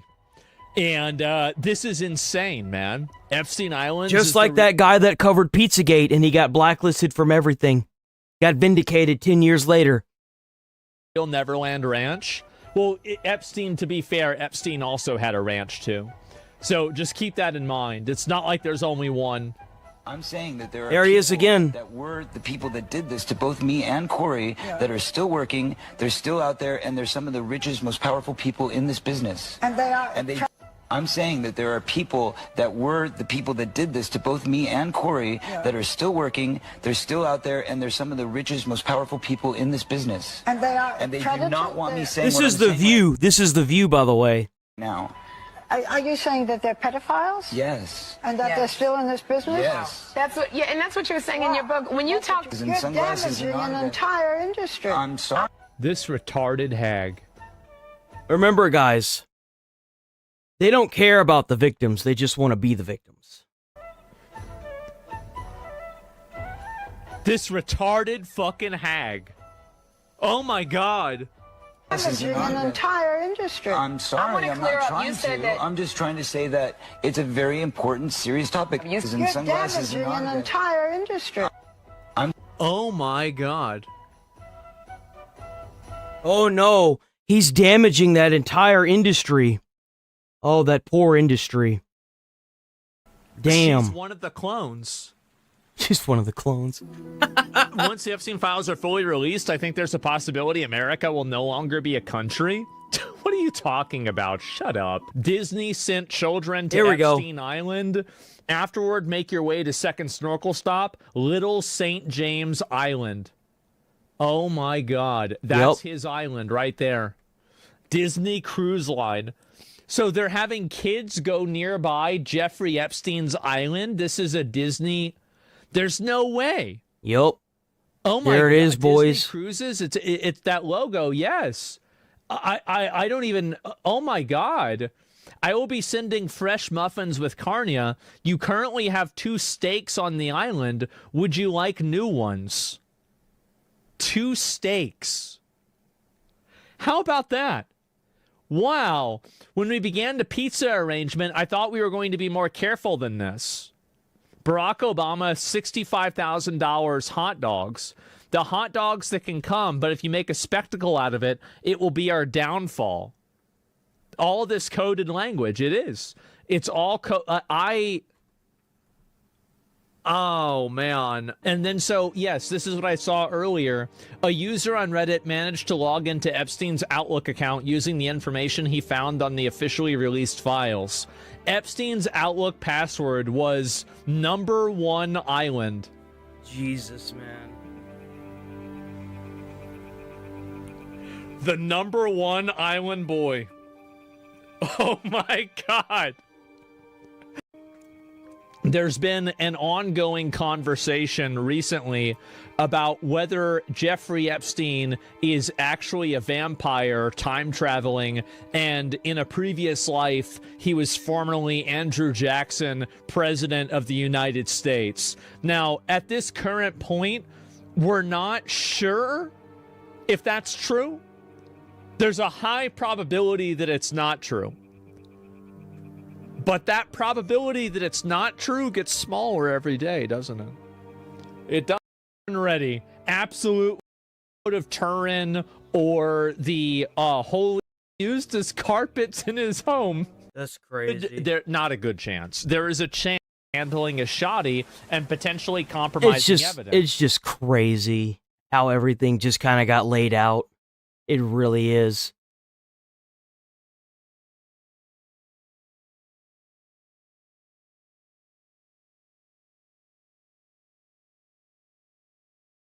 So I had said that the Epstein files coming out was going to make a lot of people get shaken up around the world. You know, you're going to see these leaders get overthrown or kicked out. Well, it's starting to happen. It's starting to happen right now as we speak. Whoa, hold up. Keir Starmer's finished. He admits he knew Peter Mendelsohn. So Peter Mendelsohn, this is a guy who is one of the recurring characters, you could say, in the Jeffrey Epstein files. Not a good place to be in. And so Keir Starmer, they're saying they knew he was friends with Jeffrey Epstein. Well, let's watch this and see what happens. When we knew this, I asked him at that dispatch box, he gave Mandelson his full confidence at that dispatch box, not once, but twice. He only sacked him after pressure from us. I am asking the Prime Minister something very specific, not about the generalities of the full extent. Can the Prime Minister tell us, did the official security vetting he received mention Mandelson's ongoing relationship with the paedophile Jeffrey Epstein? So clear. That's a good question. That's a really good question. I feel like a lot of people would want to know the answer to this. Like, this is affecting governments everywhere. Prime Minister? Yes, it did. There it is. There it is. There it is.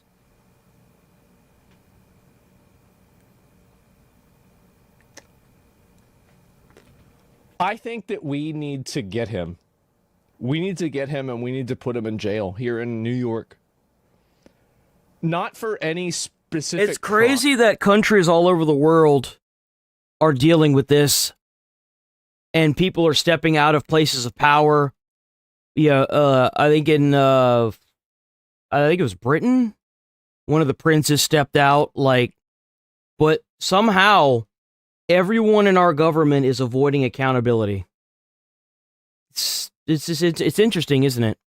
Especially with a lot of these old fucking boomers that were definitely in power during Epstein's time, somehow had nothing to do with it. I find that extremely, extremely hard to believe. But just for having such a lack of aura, and for being such a limp dick, that I feel like we put to him, Prime Minister? Yes, it did. So what they asked him is, did you hire this person because of Epstein being on their file? And he said yes. As a result, various questions were put to him. I intend to disclose... Are you... And this person was later fired, obviously. Pedophile?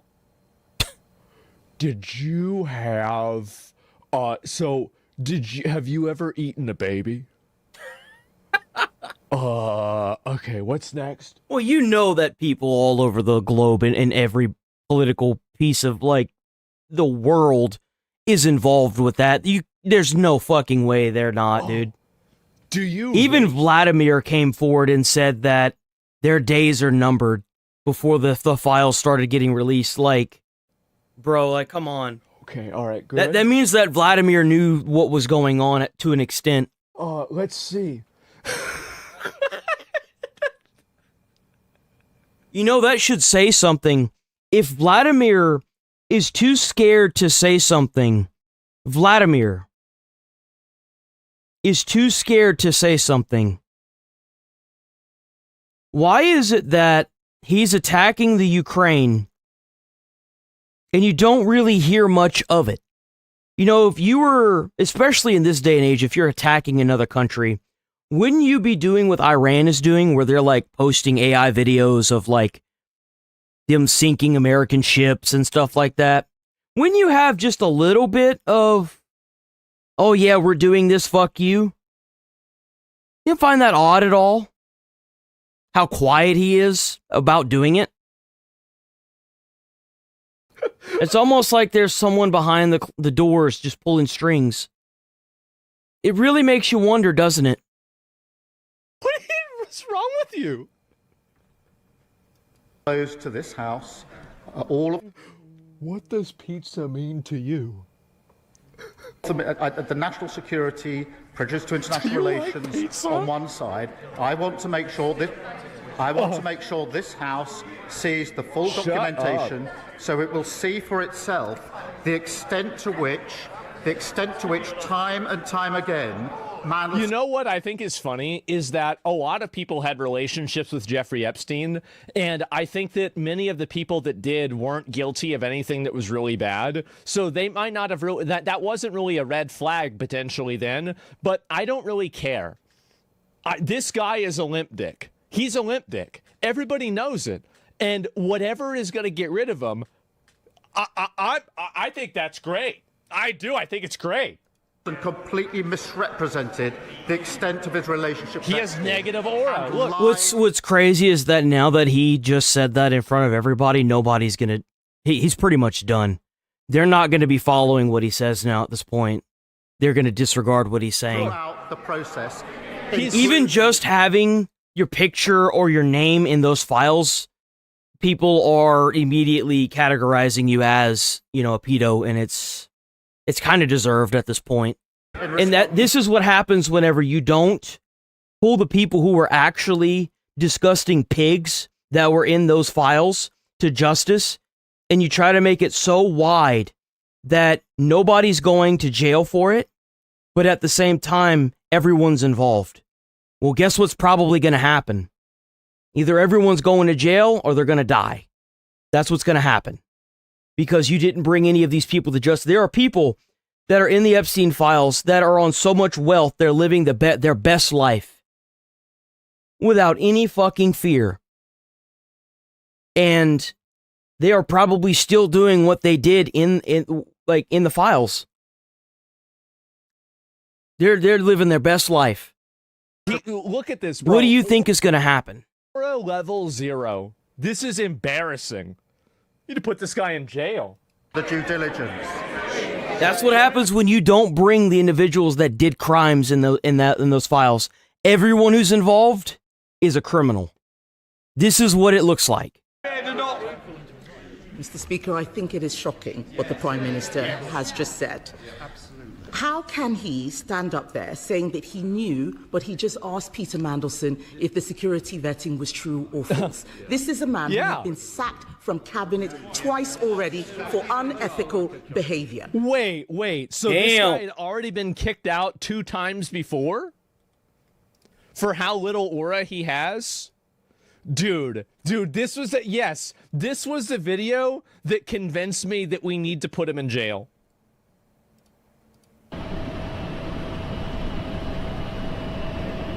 Look. Because he's short? He's actually the shortest person there. Well, I guess, okay, that guy's pretty short too. Jeez, look at him, bro. Like, look, why is he wobbly? Dude, oh my God, what a doofus. So real quick, so this Peter Mandelson guy had already been kicked off of 2 other groups in the past for unethical behavior. And they thought this guy was involved with Jeffrey Epstein. And he said that it was okay, and so they invited him again? Is this real? Yep. He's trying to sabotage that release with an amendment. All why later today. Hold on. My party will call on the government to the Prime Minister wants us to see.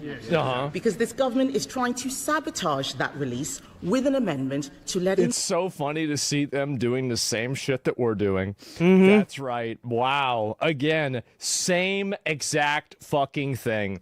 Yeah, so you guys having the same problems that we are. Yeah, how about that? Yo. Choose what we see. It's annoying, the man isn't who it? appointed Mandelson in the first place. Labour MPs now have to decide if they want to be accessories to his... Well, no, I mean, somebody said he's the ambassador to the United States, which makes sense, right? That way they at least... I mean, what better way to make sure an ambassador is going to stay in line and then make sure he's involved with everything that could condemn him, right? All have one thing in common. Jesus. Can the Prime Minister guarantee that he won't remove the whip if they refuse to vote for his whitewash amendment? Prime Minister. Mr. Speaker, the first exemption is in relation to anything that could compromise national security.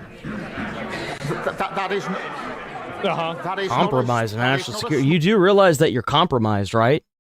Based on what you just said in that, I guess, court, you are compromised because the Epstein files, being involved with them, even not knowing, can compromise you. You are compromised now because of that. People could blackmail you into doing whatever because all they have to do is be like, well, we have this information on you. You're going to do what we want you to do while you're an elected official. Being involved with these files is a huge fucking problem. Even if your face shows up in there with how many redactions these files have, you shouldn't be in political power because it could give our adversaries the ability to blackmail you.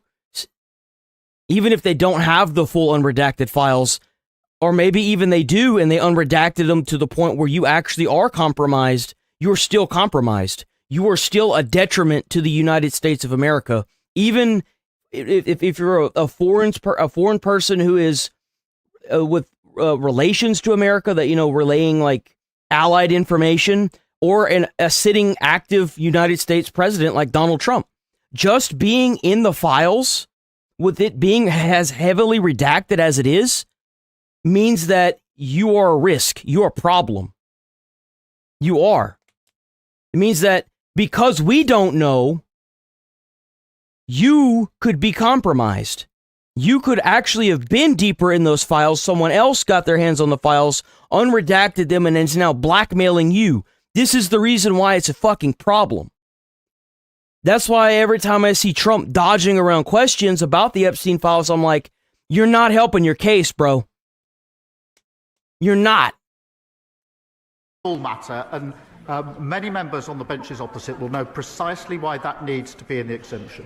When we were drafting humble addresses, when we were sitting over there, we always made sure that exemption was in because we knew how important it was to the then government. I don't think nobody has a problem with. I feel like what they should do is anybody whose name was in the files, the unredacted files up until now, they need to be removed from sitting in any form of government. And then they need to do a full, thorough investigation. And we need to see people get locked up for this. Like, there's talk of these fuckers eating, like, babies. Babies. You understand that even just having your name in these files at this point, it opens you up for such a massive smear campaign. It hurts everyone's cause. Having you as a sitting member in the government and you being in these files helps nobody. No fucking body. Spies having their identities concealed. It's obvious. I think I've seen a humble address like, without that in. Because just to be clear, to vote to release something that would prejudice national security is wrong in principle. He's nervous. He's shaking.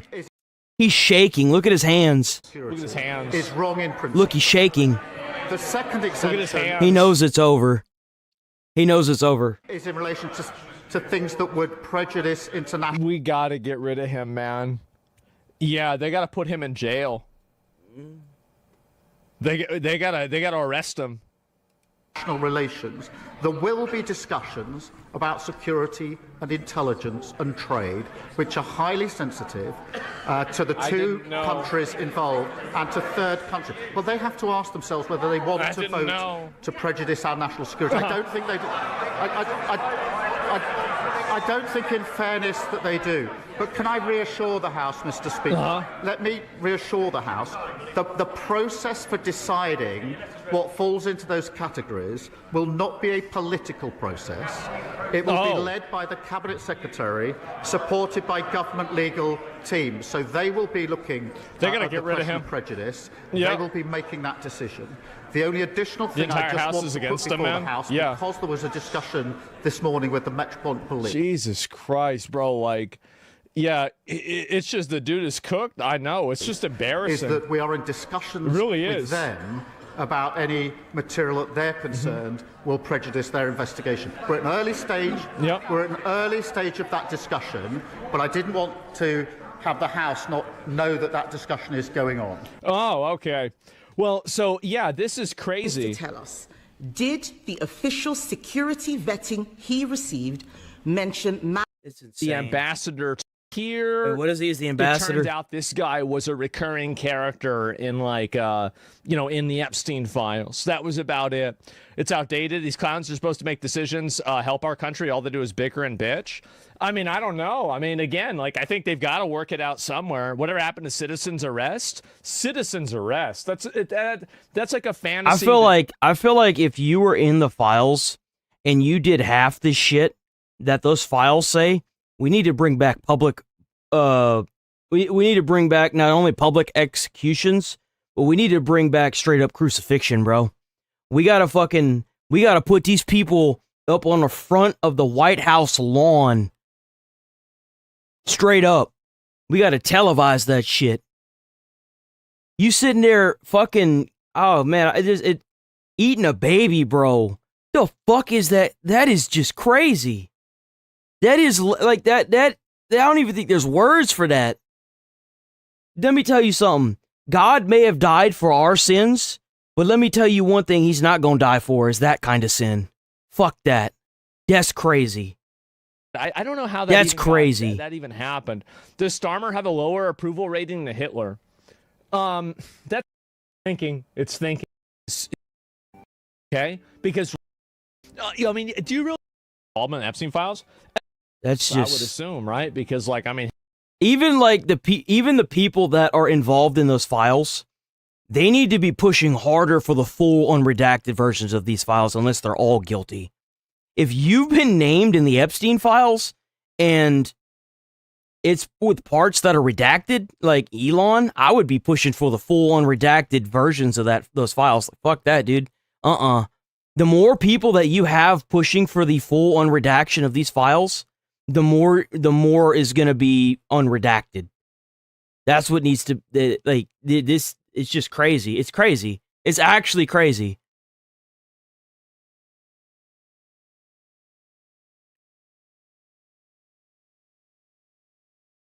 The hell is this?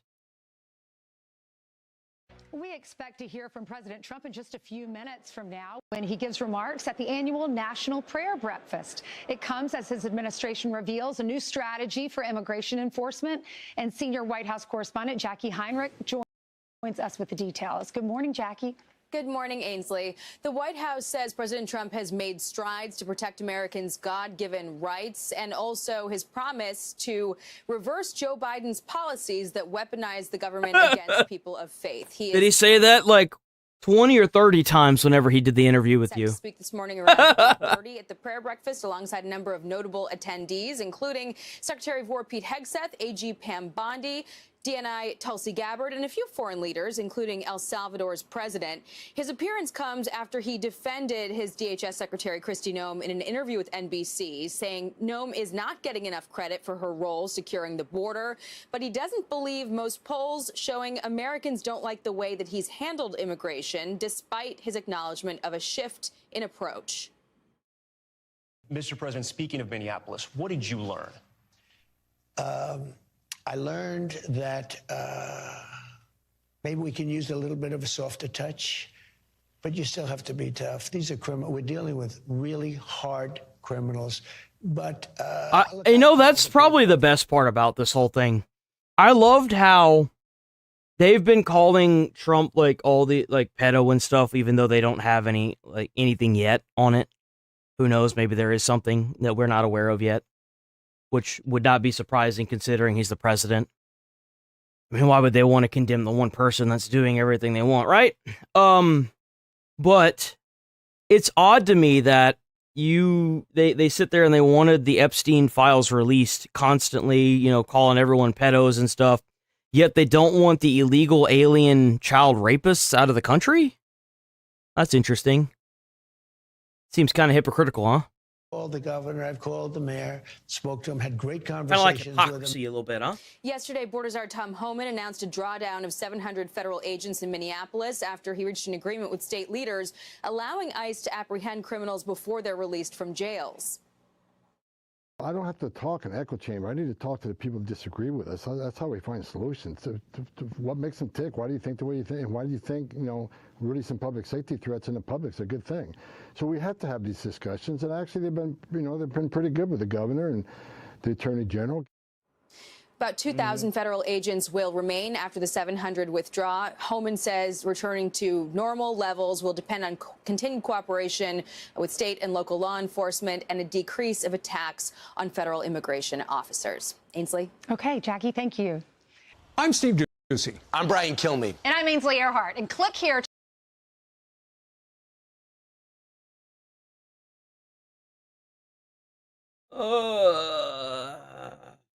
We watch that. Get that out of here. Let's see. What is this?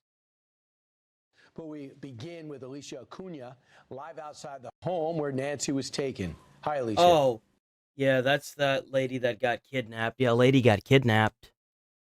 Got kidnapped. They're holding her for ransom. There we go. This is about Iran. Sending a fresh warning to Iran. Here we go. We're starting with the warnings now. Trump's doing his stereotypical thing that he does. He gives a warning and then he gives them a couple days.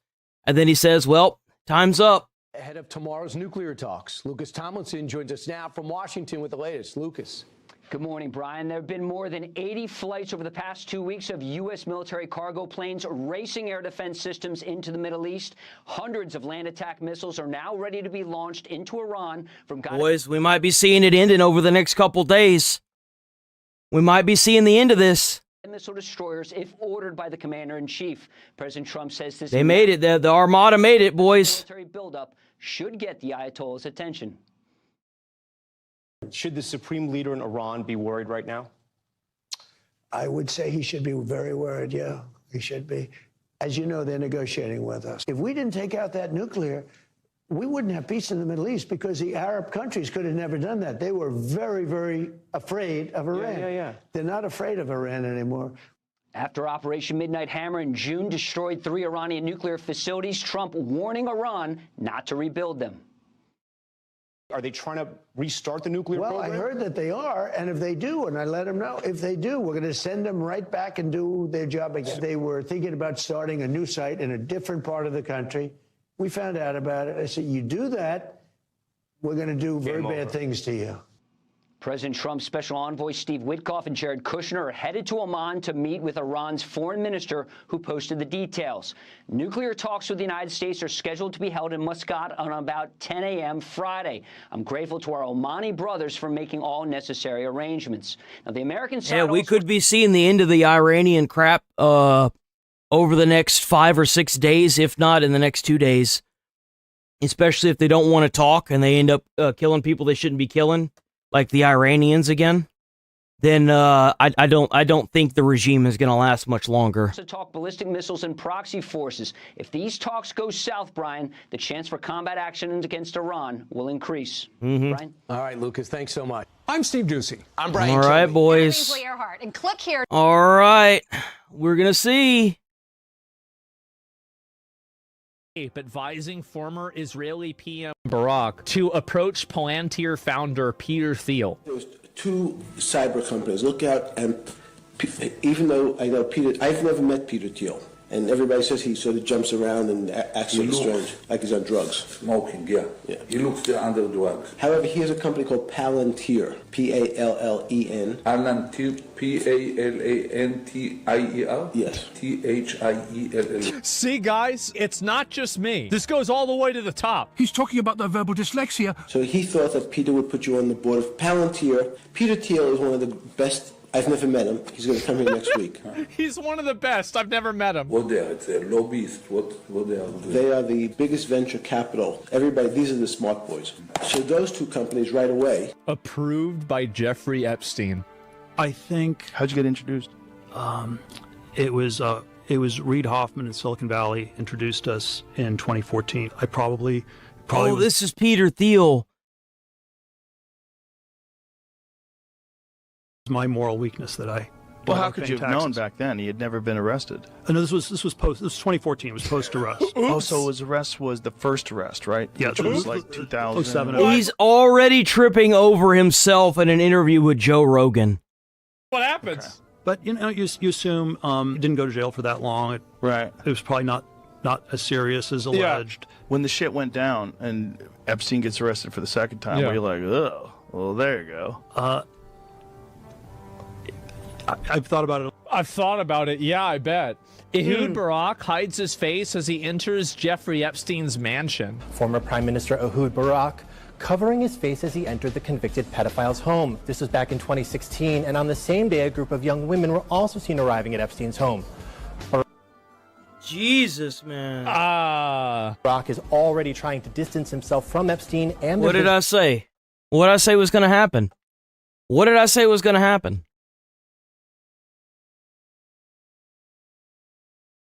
Partnerships. Another government. What's the future of Israel?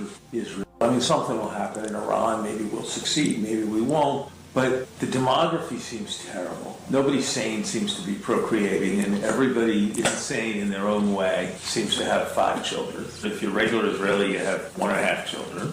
I think the Arabs are going... 1.5 children? What the fuck does that mean? 1.5 children? The fuck does that mean? You have 1.5 children. 1.5 children. I think the Arabs have 5 children. If you're regular Israeli, you have 1.5 children. I think the Arabs are going slowly. They were 40 years ago, they were 16%, now they are 20%. We should be able to make... So they're talking about like demographic provide changes. equality. First to the Druze, they are about 1%, they are totally Israelis in They'll be everywhere, security people, right? Man, no way. No way. This is from Jeffrey Epstein. This is not me saying it. It's Jeffrey Epstein saying it. This is the way the Jew make money and made a fortune in the past 10 years. Selling short the shipping futures. Let the Goyim deal in the real world. Goyim were born to only serve us. Without that, they have no place in the world. This is insane. Stop being Jesus, bro. listen, I mean, anybody, if you're looking at this stuff, you've got to fucking admit, this is crazy, guys. What are we doing here? Apparently Epstein was super mega racist. He was super fucking racist. Okay, so let's probably knock this one out because we had started it. Now we got to finish it. Let me use the bathroom right quick.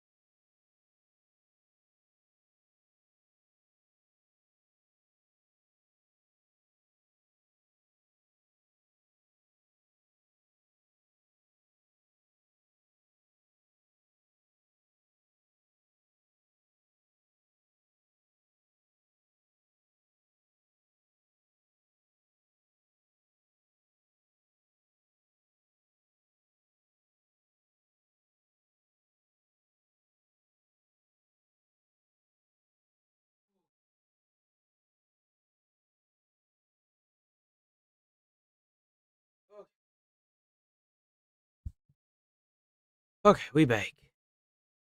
Let's get it. Check out Shoe on Head.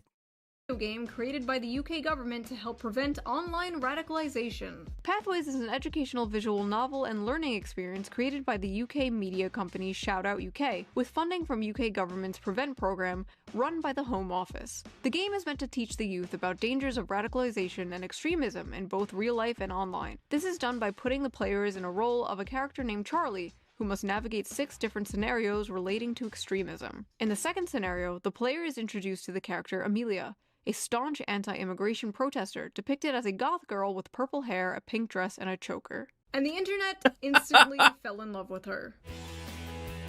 Oh my god, dude, what the fuck?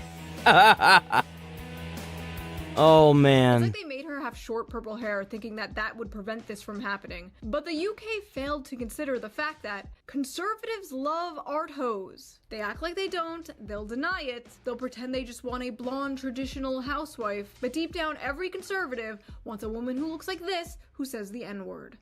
Government-funded video games. Incredible. At least our government doesn't do weird shit like that. Oh no. She must not know about the... Our government is very normal. Oh god.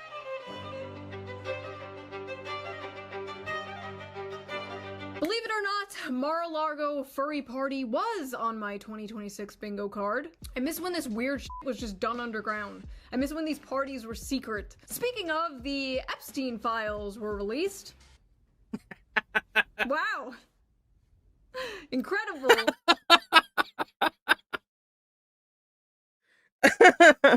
This was prior to the new batch, by the way. This was prior to the new The patch. things they are showing us are eerie enough. I couldn't imagine the things that they're redacting. It is absolutely disgusting that these powerful people are still being protected. We as a country should be extremely concerned about an international child trafficking ring. This is not just something we all move from, and we kidnapped the president of Venezuela. Breaking just now, Maduro, the president says... Man, he fucked around and found out. You know what happens whenever you fuck around with people that are in political power? You find out. I mean... has been captured. Maduro has been captured and flown out of the country. In total, more than 150... Not pretending it's about saving democracy and just doing imperialism the old-fashioned way. We have such terrible Middle Eastern war fatigue that it was shocking to not hear about how Venezuela is just jealous of our freedoms or some shit. Like, no, it's just for ExxonMobil. Like, okay, carry on. The U.S. used a powerful mystery weapon that brought Venezuelan soldiers to their knees, bleeding through their nose and vomiting blood during the daring raid to capture dictator Nicolas Maduro. That shit's fucking terrifying, bro. That is terrifying. Yeah, if you're wondering why we don't have healthcare, this is why. We have invisible laser beams that can make people bleed out their f***ing eyes. Apparently, directed energy weapons are real. The Goy beam they openly stated that we have lasers. We have fucking lasers. Is real. Deep state pedophiles are real. Havana syndrome is real. Hell, it's almost like being a conspiracy theorist is just another word for being correct. Bro, the conspiracy theorists right now are probably on like cooldown. Everything that they've been talking about in the past like 10, 15 years has been proven almost damn near right. Holy shit, like so many of these guys that had lost and been called conspiracy theorists, called dangerous, all this other shit, a lot of them are fucking vindicated right now, bro. It's crazy. Next, COVID was fake. There have been significant developments in the last 5 to 7 years on social and a huge number of unimaginable restrictions for public health were adopted by billions of citizens across the world. There were numerous examples globally of maintaining social distance, wearing masks, mass vaccinations, and acceptance of contact tracing applications for public health, which demonstrate, Jesus Christ, the core of individual social responsibility. Environment and technology fronts that could help realize my carbon. I just owe many people many apologies. Anyway, Venezuela has no president. Who is going to run Venezuela? So we are going to run the country. A few moments later. Hola amigos, yo soy su nuevo.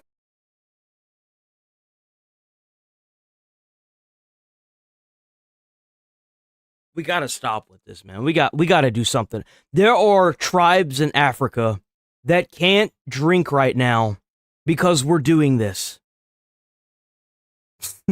Our electric bills are skyrocketing for this. Come on, guys. We gotta stop. At some point, we have to stop. El señor Donaldo J. Trump. Can we maybe just fix our country first? Can we fix our broken infrastructure, our education system? Can we do a little nation building in this nation? Can a bitch get a little regime change in our own country, please? And you know, right? With modern American nation building comes refugees. So who is gonna take in these Venezuelan refugees? Are we?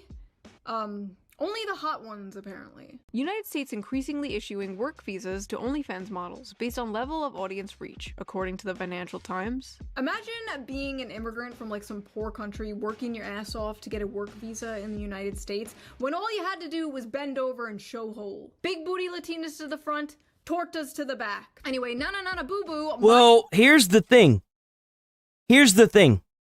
If you are working on social media and you have an income, and you're paying your taxes, that's great.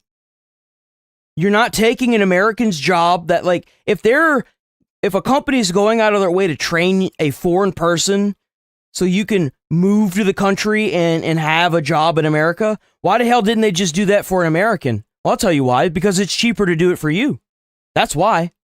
But if an OnlyFans an OF model already has an income, already pays their taxes, well, of course it's easier for them to do it. They're not taking someone else's job. Duh. If it's a content creator or OF model or, you know, a prawn star, they have a job. They're not taking someone else's job. President can kidnap you. They already have their own income. We're invincible. We can regime change anyone we want. Who's next? Canada, Greenland, Cuba? Cuba's literacy rates are higher than ours. Maybe they should come liberate our dumbasses. Kids are swiping on books. But f it, the Don Road Doctrine, baby. Let's go. America is back. Dick Cheney is looking up at us smiling. You just wait for Cuba. Cuba is a communist dictatorship. Their days are numbered. Trump, listen to me. Wait, Trump doesn't watch this shit. Vance, listen to me. Get people like Lindsey Graham far away from anyone in power right now. This little Venezuela stunt was cute, but we are not touching any other countries. We are not touching the Middle East, especially. No more Middle East. We all have Middle East fatigue. We are done. This whole thing really put into perspective. I kind of liked them getting Maduro, you notice that the drug boats stopped? They're no longer fishing in the Gulf going like 75 miles an hour. It's great. I love it. Just how weird it was that we were I think that it was going to happen regardless. 20 years. You mean we could have just been in and out in a few hours? I guess those poppy fields couldn't maintain themselves, though. Anyway. Everyone is so happy. At least they were.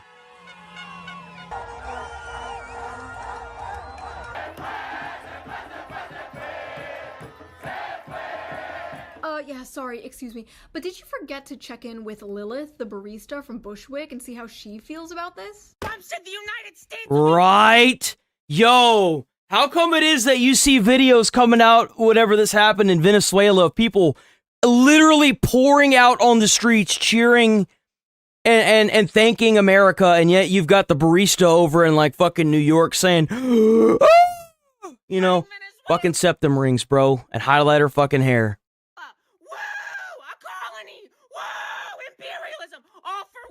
So a fucking multinational corporation... No. It was all to hear the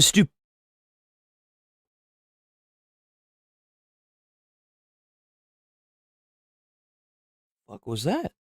It was all to hear the stupidity pour out of your mouth.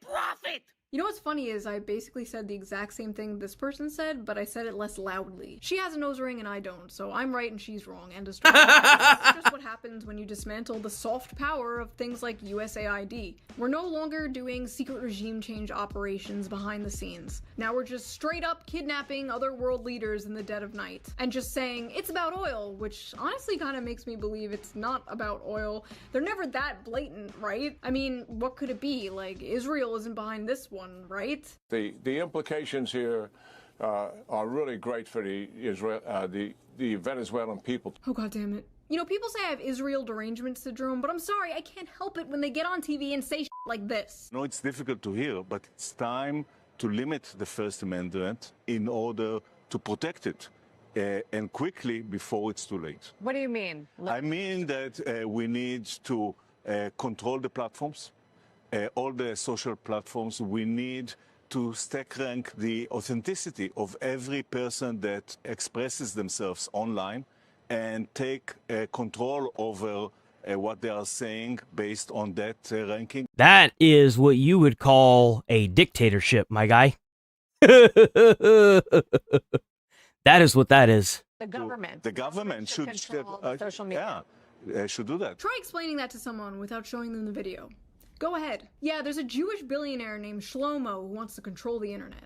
Like, okay. I love how these people, these billionaires, think that whenever they get on, like, I see this a lot with gaming developers. They get on and they immediately try to bash anyone who's criticizing their game. You do realize that without the internet, your game would still be considered shit, right?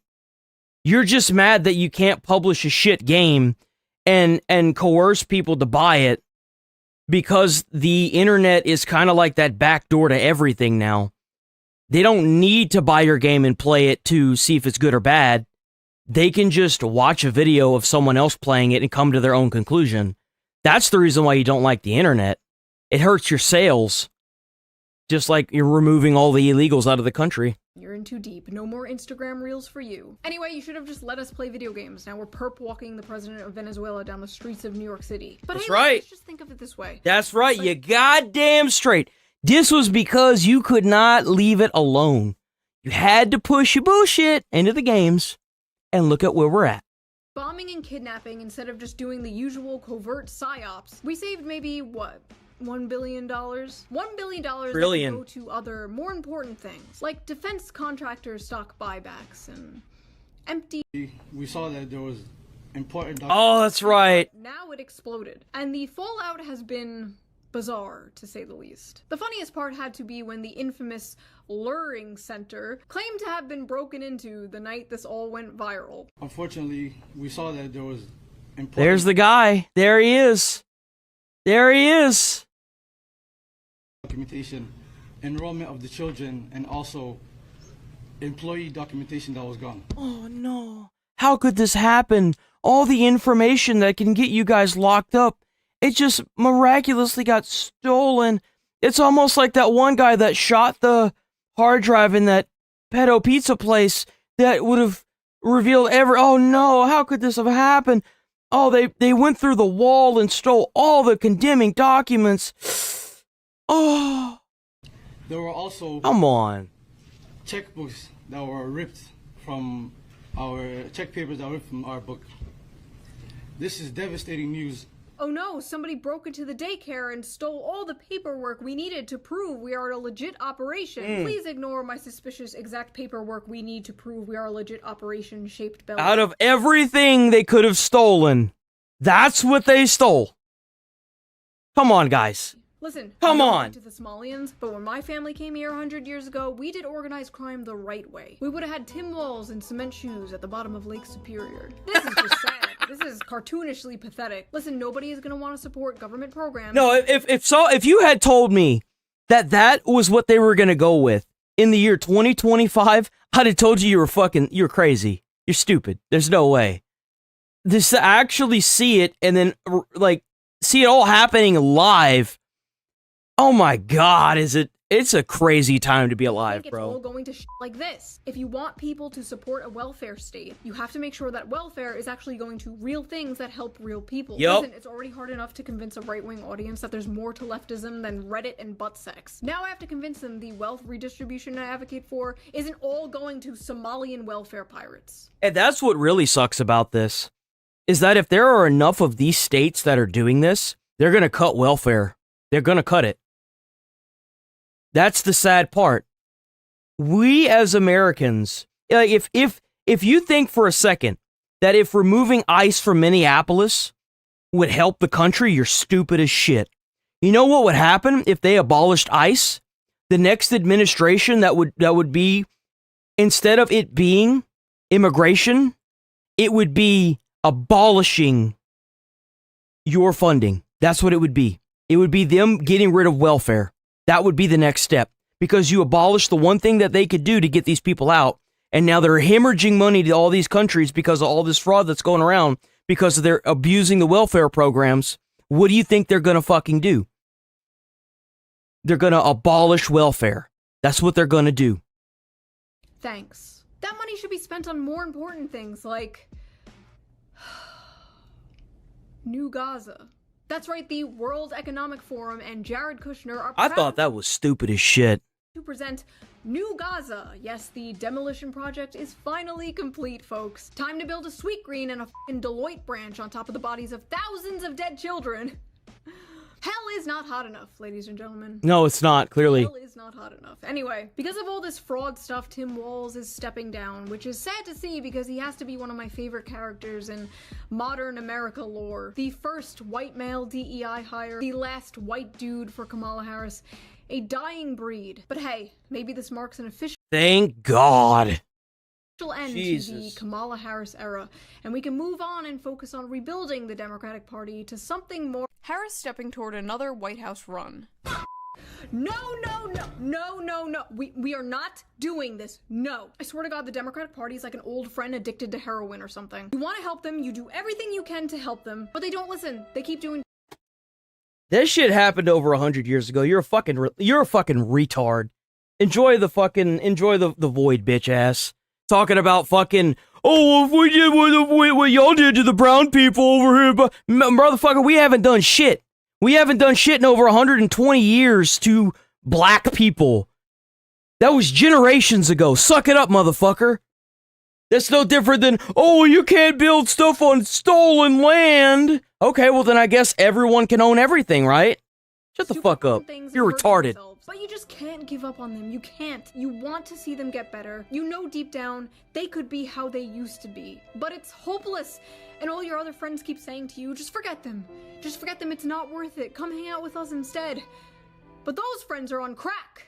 Those friends are on crack cocaine. But this Minneapolis fraud thing is looking pretty bad for Tim Walz and the Democrats. People aren't just gonna forget about this, and an ICE officer just shot a woman in the face in Minneapolis. You can hear the agents tell the woman to get out of the car. That's right. Guess what you should have done? You should have got the fuck out of the car, because you had a bunch of armed people around you. You should have done, got up out of the car. Should got out the car. But nope. You're gonna pop. Done. crashing. As I was writing this video, an innocent woman was picking her kids up from school when an ICE officer jumped in front of her. Right? That's the crazy part. An innocent woman was picking her kids up from school. All of it was a lie. It was all a fucking lie. That's the crazy part. She was following ICE around her. She was literally told to do that by the group that brought her forward. She was literally going to run over the ICE agents, and it's like, they showed pictures of like these little stuffed animals inside of the car, and they're like, this lady did not have a weapon, and it's like, no, you're right. The stuffed animals were inside of the weapon that she used to try to run over a federal agent. Like, what? Randomly shot her in the face. Or an angry protester was blocking the road and tried to run over an ICE officer with her car, so he shot in self-defense. Depends on how you look at it. Depends on how you voted, apparently. The way I see it, this woman was not trying to hit him. She was not trying to run him over. I think she was trying to drive away. And in an alternate universe, he dodges the car and she drives away. And it's easy. And in this universe, he ends up going to the hospital with internal abdomen bleeding, and a woman is dead. So if she wasn't trying to hit him, how is it that he ended up in the hospital with internal abdomen bleeding? Be like, oh, in hindsight, how'd that happen? He should have done this, he should have done that. That's like so much of the discourse right now I'm seeing is just in hindsight this, in hindsight that, and it's easy for us to say in hindsight, you know, after the fact. It's easy to say he could have, he should have, but all he saw was a car revving up and going towards him. And this coming from a guy who's worked at ICE for 14 years, had already been struck and dragged by a car 3 months prior. So he was he wasn't struck by the car. He was trying to pull out an illegal immigrant that was like a child molester, and he had been dragged like 300 feet. So like, one of the most insane political Rorschach tests I've ever seen in my life. It really comes down to how you. It's a big ass Rorschach test. She's right. And police officers in general. Many, not all, leftists view ICE as completely illegitimate. Same with the police. They want to abolish both. So you're not going to get a real. That's the problem. That's the real problem. They wanted to abolish the police. They wanted to defund the police, and for the most part, they got it, especially in Minnesota. So it's obviously no difference if they wanted to defund ICE or remove ICE, because they don't like having all the police hopping around for obvious reasons. I'd imagine it's kind of hard to run a gigantic scheme or fraud if you've got a bunch of federal investigators running around all over the place. Yeah, I could imagine that if you're trying to break the law, it's kind of hard to do it now. Conversation with those people. Because why the f should a protester respect ICE in the first place? And many, not all, conservatives tend to be complete and utter f***ing bootlickers. Completely unable to criticize anything the police do. ICE can do no wrong. Don't tread on me becomes tread harder, daddy, real fast. This is extremely aggravating discourse, and you should be questioning anyone who takes a really firm, hard stance either way and like can't fathom. I feel like if the ICE officers are doing something and they shouldn't be doing it, and someone fucking dies, they need to go to jail. Just like any other investigator. If an ICE officer should be treated just like a police officer. They should be required to wear body cams. If they're found at fault, they need to go to jail. But that doesn't mean that ICE just leaves the state. No, that means that the person that did the wrong goes to jail because there's bad actors in every suit, and you continue the investigation. You file in line, send another one to replace him. That's how you solve this. How the other side is seeing what they are seeing. The first episode of my old Hellworld series was actually all about police brutality. It was all about police brutality towards innocent protesters. I was a little more ACAB-y back then. I was a little more libbed the f*** out back then. But hey, to be fair to me back then, that is what happens when you live in the sheltered suburbs of Long Island in your parents' Damn, even she's admitting it. Yeah, no, that's the whole reason why these people are out there protesting in Minnesota. It's because they're all sheltered. They live inside of gated communities. They don't have to worry about these illegals coming in and taking all the jobs and then driving up housing and driving up the fucking cost of living. Of course they don't. And driving all the fucking ERs around them up out of the roof to where you're having to wait outside just to be seen by a doctor. Like, of course, they versus having a kid and living in the city for 4 years. The police are a taxpayer-funded HR department for structural violence. They exist solely to protect the rights of private property. Yeah, we need more police. Police are good. Police are great. Yep. Give the police more guns. I love how you want to defund the police, but the minute your house gets broken into and someone robs your stupid ass blind, can you send the police? It's just like the Second Amendment. Well, we need to take away guns. Someone's breaking into your house and it's 1 a.m. I wonder if that mentality would change real quick. Give them more guns. Tanks! Tanks! Even. That's right. My overall opinion is still basically the same. I'm very critical of the police. I am very pro First Amendment. Protesting is a fundamental American right, and we can't just go around labeling protesters domestic terrorists. That is an insane, slippery slope. And if you support that, I promise you it will come back to bite you in the ass. So good luck in 2028 when President Newsom... I feel like that if you are protesting and you start throwing bricks at police officers, you start lighting Tesla cars on fire, you start burning cars into the pavement, you start burning shit, you start looting, and you want to claim that it's for a political reason, well, guess what? You're not protesting. Number one, you're rioting. And number two, you should be charged as a domestic terrorist because you are trying to hide behind the First Amendment and call it protesting. When you're physically hurting police, you're destroying public and private property, you're stealing, you're breaking the law, and some of these fuckers are armed. They're armed with guns. And they're resisting arrest when they finally get captured. No. Locks you up. Not. What should really happen is that if you want to not go to jail for 20 or 30 years, maybe say that you were just trying to get involved with the crowd so you could loot something, instead of saying, my political beliefs are this. You might get charged as a domestic terrorist. It might happen. Knocks you up. Whoa, just saying. What's going on here? Good luck in 2028 when President Newsom locks you up for protesting against mandatory forced feminization or whatever the f it is Democrats do. What do they do?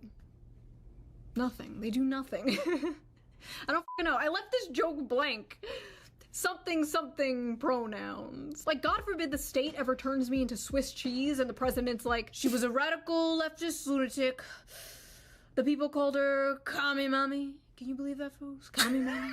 Sad. And some people were like straight up mocking That's funny. and celebrating it. And then when people were like, what the f***? They were like, well, you got Charlie Kirk, so now we got one of your guys. Is that what we're doing now? We're just gonna keep killing each other back and forth? Is that what this is now? Like some kind of civil war? Who gets me in the national divorce? Hell yeah, 2 Christmases. Like, you agreed with me when I was upset about the reactions people had about Charlie Kirk, and then you're over here like, boo-hoo, she was a stupid libtard. Honestly, some of you just don't have morals. You have like temporary weapons you can use to bludgeon people you don't like when you have the chance. You and all the people who mock Charlie Kirk are all going in the pit, and you can come out when you learn how to be normal. In my opinion, a lot of focus on illegal immigration should go to the employers employing... I absolutely agree. If you are in the U.S. and you are employing illegal immigrants, your sorry, useless fucking ass needs to be locked up for a long fucking time. You need at least 50 or 60 years in prison. Minimum. Straight up. Absolutely 100%. That's how you stop this at the root. You make it a federal crime to employ illegals, and you fucking lock these bitches up, and you don't see how quick things change. We are band-aiding it with ice. We need a permanent fix. Legal immigrants for cheaper scab labor. I feel like that's really important, and like, we're not doing that. It's kind of interesting that the government is focused so hard on immigration right now, but like, apparently hasn't made any like real actual legislative change to the laws of immigration. Dragging Jose... Yeah, because what's going to happen is that next election, if Democrats get voted in, they're just going to abolish ICE, and then they're going to flood the country with more illegals. Our debt's going to skyrocket again. It hasn't really changed. It's kind of like stabilized more than anything. And then what's going to happen is the next election, after either 8 or 4 years, someone else is going to be put into office and they're going to fucking abolish welfare. They're going to abolish welfare. They're going to take it away because no one stopped it. No one stopped this hemorrhage of federal funding towards this. They're going to take it away. Otherwise, the country's just going to go fucking bankrupt. It's going to go belly up. You can't hemorrhage money to all these illegals like that. You can't hemorrhage money to people like that. We don't have the resources. Resources are finite. You will run out. You're gonna run out. Home Depot might work for now, but they have to be working on something more substantial, right? Well, Palantir, the company named after the evil crystal ball in Lord of the Rings, right, is apparently working on a new tool for ICE. And what does it do? Oh, nothing really. Just Oh, the facial recognition, right? Yeah. of deportation targets, pulls up a dossier on them, and assigns them a confidence score. Because if there's one thing we can trust, it's a private Silicon Valley tech company's algorithm deciding who gets disappeared. Every single surveillance tool starts by simply protecting us. It's only gonna affect the baddies, but who? It's kind of crazy to see all these YouTubers. I never expected this from her. It seems like she's either fence sitting on the topic, like with that girl, the Renee Good, or she's leaning in the way of like, oh, we're moral this and moral that. You realize that they are importing domestic, like, child rapists?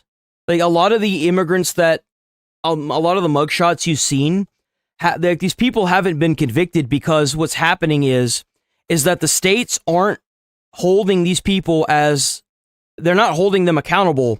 So what they're doing is these people are getting caught raping kids and killing people, and they're being charged with it, which I've lived in America for 31 years. I've never been charged with anything. So it's interesting to see how all these people that are in these states where law enforcement has been defunded, and they're just letting these guys go back out into public. And some of these guys that are Americans do have they get like charged with like 9 felonies and they get let back out into public. And it's interesting how they're getting all these guys with all these charges on them that aren't in jail where they're supposed to be. Like they're like, if you see the criminal backgrounds on a lot of these guys, like that's bad shit. It's nasty shit, bro. And it's just crazy.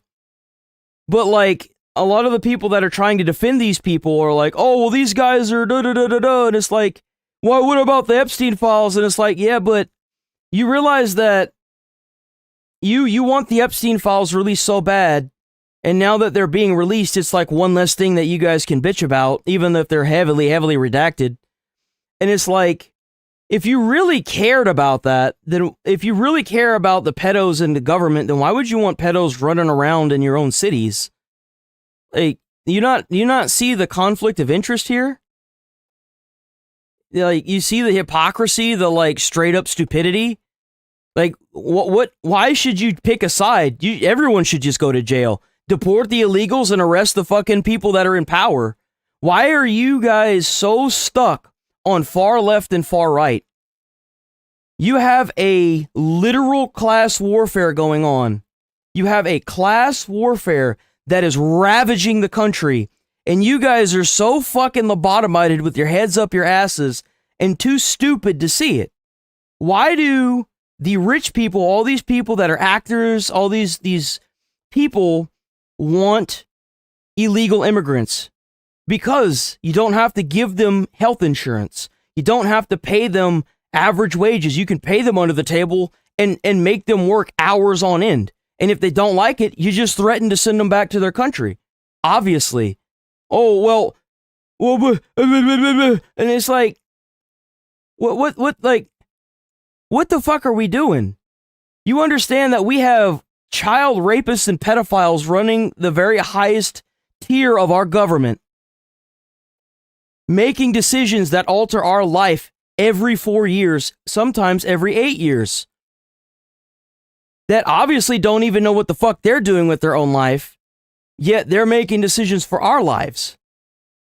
And you have all these illegals running around, hurting our children, taking our fucking hard-earned taxpayer money, sending it to terrorists overseas. Like, what? Why is there a side to pick here? The poor people are fucking losing. Are you fucking blind? You don't see what's really going on? And of course, the rich people want to keep these guys because they clean up the house for a fraction of the fucking price. Duh. Like, come on. What the fuck are we doing, guys? Are the baddies. Jesus. Today, illegal immigrants. Tomorrow, it's furries. Next week, it's people who are into feet. And before you know it, it's fans of V. Big surprise. And let me give you a small scale representation of this. Big surprise, Tim Walz doesn't want all these illegals to be deported out of his state. You know why? Because they just deported so many of the motherfuckers that he lost an entire election seat. The Minnesota has lost an entire election seat. And all that fraud money, I wonder how someone who's supposed to have an estimated revenue as the governor of $200,000 a year is literally living in a multi-million-dollar mansion with a gated wall around his house. Guys, come the fuck on. You know, on second thought, I don't buy into the propaganda that simply enforcing border security, something every developed country has, is akin to Nazi Germany. Sorry, I don't. Build a wall? Hitler. Deport illegal immigrants? Hitler. Just kick out the criminal ones at least?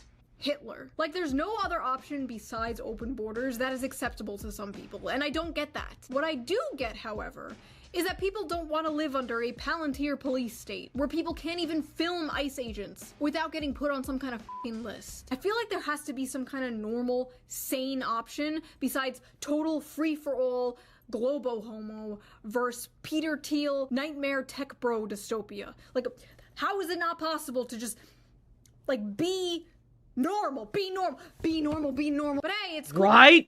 Right? Seriously, bro. The DHS created a portal where you can see all the people they have been deporting. One guy was deported back to Yugoslavia. Yugoslavia doesn't exist anymore. We sent that motherfucker back in time. We deporting people so hard we sending their ass back in time, bro. Tragedy. It was terrible. I love it, dude. Nothing like this ever happens again. And another person was shot by ICE in Minneapolis. According to a preliminary Department of Homeland Security report, 2 Border Patrol agents discharged their weapons, seen here in graphic cell phone video captured by eyewitnesses. 10 shots fired off in total in just seconds. Preddy pronounced dead on the scene. To be absolutely clear, stuff is still coming out about this as I am filming. Literally, as I am filming, this happened. You know, there's no body cam footage yet, so I could be totally wrong. Totally possible, totally possible. However, first impressions of watching the video at multiple angles, multiple times. Yeah, I think they just fucking murdered that guy. It looks like they took his gun and then shot him. Like 10 officers come over to him, wrestle him to the ground, the agent disarms him, take his gun, they yell gun, gun, gun, and then they shoot him several times in the back. More information can come out, but the compulsive bootlicking I have been seeing has been fucking insane. Why does a nurse feel compelled to go confront ICE armed with a 9mm handgun? And anyone who shot and killed him should go to jail. If it was an actual accident, they should treat it like they do with every other fucking police fatality. They investigate it. They figure out if there's any fucking malicious behavior or something that was bad. And, they put that person in jail. Problem solved. Only one person could have prevented this from happening, and it's Alex. Usually the police station gives the family a nice big lump sum, but I would like to point out that Alex Peretti, his parents said that he had not been to work in months, he was acting funny, and they said that he had probably got lumped in with the wrong crowd. Not to mention, he was out there throwing and assaulting federal agents, kicking the back taillight of a vehicle and being aggressive with them. You realize that having a firearm and attacking an officer, anytime you do anything with a firearm, automatically trumps the charges to like major felony charges. But here's the thing. Do I think he deserved to be shot for that? No. He shouldn't have been shot. Sure. But pulling the ICE agents out of Minneapolis, that's not going to happen. It's not. They get over it. It's not going to happen. The guy that shot and killed him should go to jail and life should move on. That's just how it is.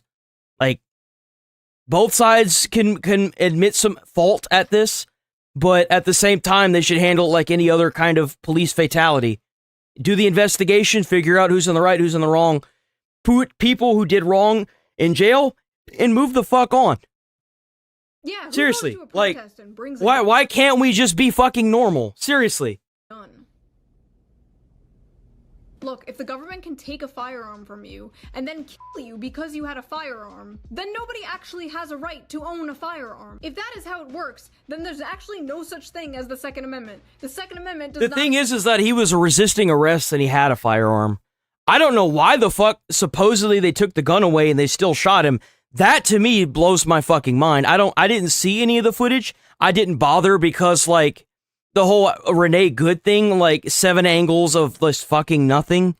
I was just like, there's not even a point because people are going to spin this shit in whatever way they fucking can. But at the end of the day, immediately whenever I heard about it, I was like, well, why don't they just do an investigation, see if there's anything that actually like was bad that happened, and then put the isolate. Like, you know why? You know why? Because that'd be too easy. It would make the narrative they're trying to spin look too fucking retarded. That's why. They're trying to spin it in a way that was like, well, they held him and then they shot him in the face. And it's like, well, if he's resisting arrest, they have people all around them blowing whistles and you've got these cars driving around. You've got people throwing shit at you and it's a stressful, high intensity situation. Fucking mistakes are going to be made. It happens all the time in war. It happens. What the fuck do you expect? It happens all the time. It happens all the time with police officers. People have been shot and killed for having a comb and acting like it's a fucking gun. It happens all the fucking time. At least it used to happen a lot more. But that's why they're putting body cams on ICE agents. Body cams should have already been on ICE agents, in my opinion. Like, hold the people that do wrong accountable, arrest these people that are being violent with ICE agents, put their ass in jail, because he had supposedly been detained prior to him being shot and killed. They should have put him in jail. If he had been in jail where he was supposed to be after breaking a taillight off of a car, off a federal car, he'd probably be in jail so he wouldn't have been there to get shot and killed. Like, if you just put these fucking people in jail for interfering with a federal investigation and you hold the police departments accountable for letting these people sit in jail and actually go through the process, people live. Like, it sucks that this person died, sure, but at the same time, it's like a complete and total failure from the federal and the state government. People genuinely just forget that police are just people. ICE officers are just people. They They're are. literally just people who work for the government like anyone else. They're DMV employees with guns. They can be stupid. They can be bad. They can make mistakes. Like, I don't know what it is about some people. Like, once someone has a badge, it's like, that person is just a perfect angel and cannot be criticized at all. You're telling me all I have to do to get you fucking people to listen to me is to dress like this? Alright, fair enough. Stop gooning. None of this would have happened if ICE agents were being trained better instead of being rushed through the system with little to no training. And if Minnesota just worked— And it's funny that she says that because the ICE officers that shot Peretti supposedly had been on since like 2012, and the guy that shot Renee was on there for like 14 years. So like, you can't even blame the 2 deaths on lack of skill. It's or lack of training. They were part of ICE for years. They were doing this in a safe and more effective way instead of just— But you realize that ICE agents aren't riot police. Whenever they have to do the double job of getting the illegals and being riot police, something they're not trained in, mistakes are going to happen. That's why the federal government pushed so hard for them to for the local police to get involved. That's why Tim Walz marched his couch fucking ass down there and solved the problem. And guess what? The problem got fucking solved, didn't it? On a fucking jihad against them. Also, if ICE's goal is to round up pedophiles and fraudsters, I hear there's a pretty big list of pedophiles and fraudsters that need to be rounded up. Unfortunately, we're just picking sides, right? Let's just pick sides. Let's not solve the problem that's really going on in our country. Let's just pick sides and keep everybody at everyone's neck, right? Because that's totally going to solve the whole fucking problem. That'll solve it real quick. Can get to see it. I'm trying to make this video somewhat funny and entertaining, but I'm not gonna lie, this is really bleak. Let me tell you what Bleak is. Bleak is another content creator that's trying to get clout by being on the right side of history. That's Bleak. And I'm sick of seeing it, to be quite frank.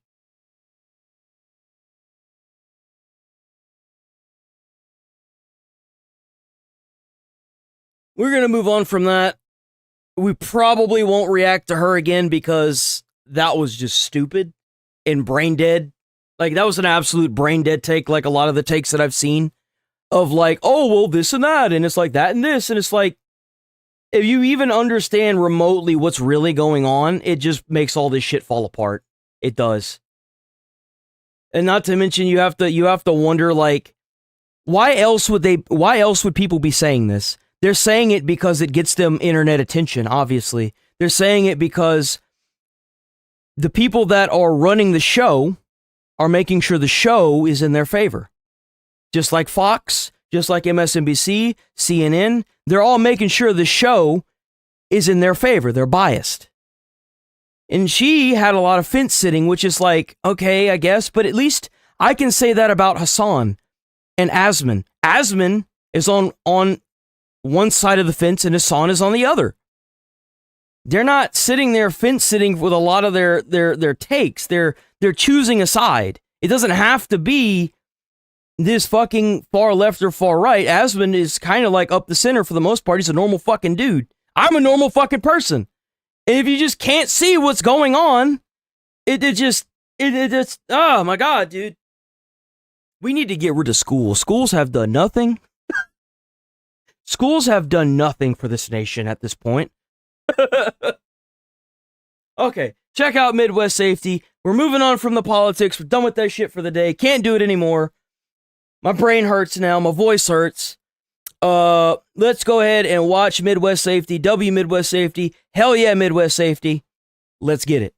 On September 26, 2025, Farmington police in New Mexico were working a street racing enforcement detail when they spotted multiple vehicles traveling westbound at high speed. A red Toyota Supra and a white BMW separated from the pack and accelerated side by side, matching the profile of a street racing incident. Officers moved with emergency lights to initiate a stop, still unaware of the horrifying event they're about to witness.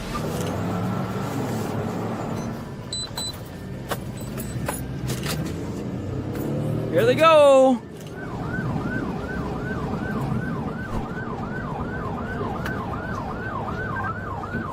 Oh! What the fuck? Whoa!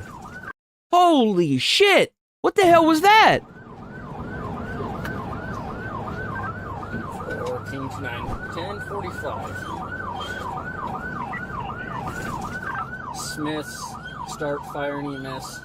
Vehicle 45 and caught fire. How? Unknown to officers at the time, a new camera angle would reveal the whole incident. Oh!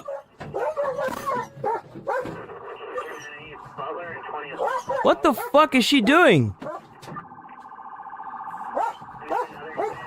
King 398, Butler and 20th blocked off, all westbound on 20th. We need another unit at Dustin, and we need to completely block that off.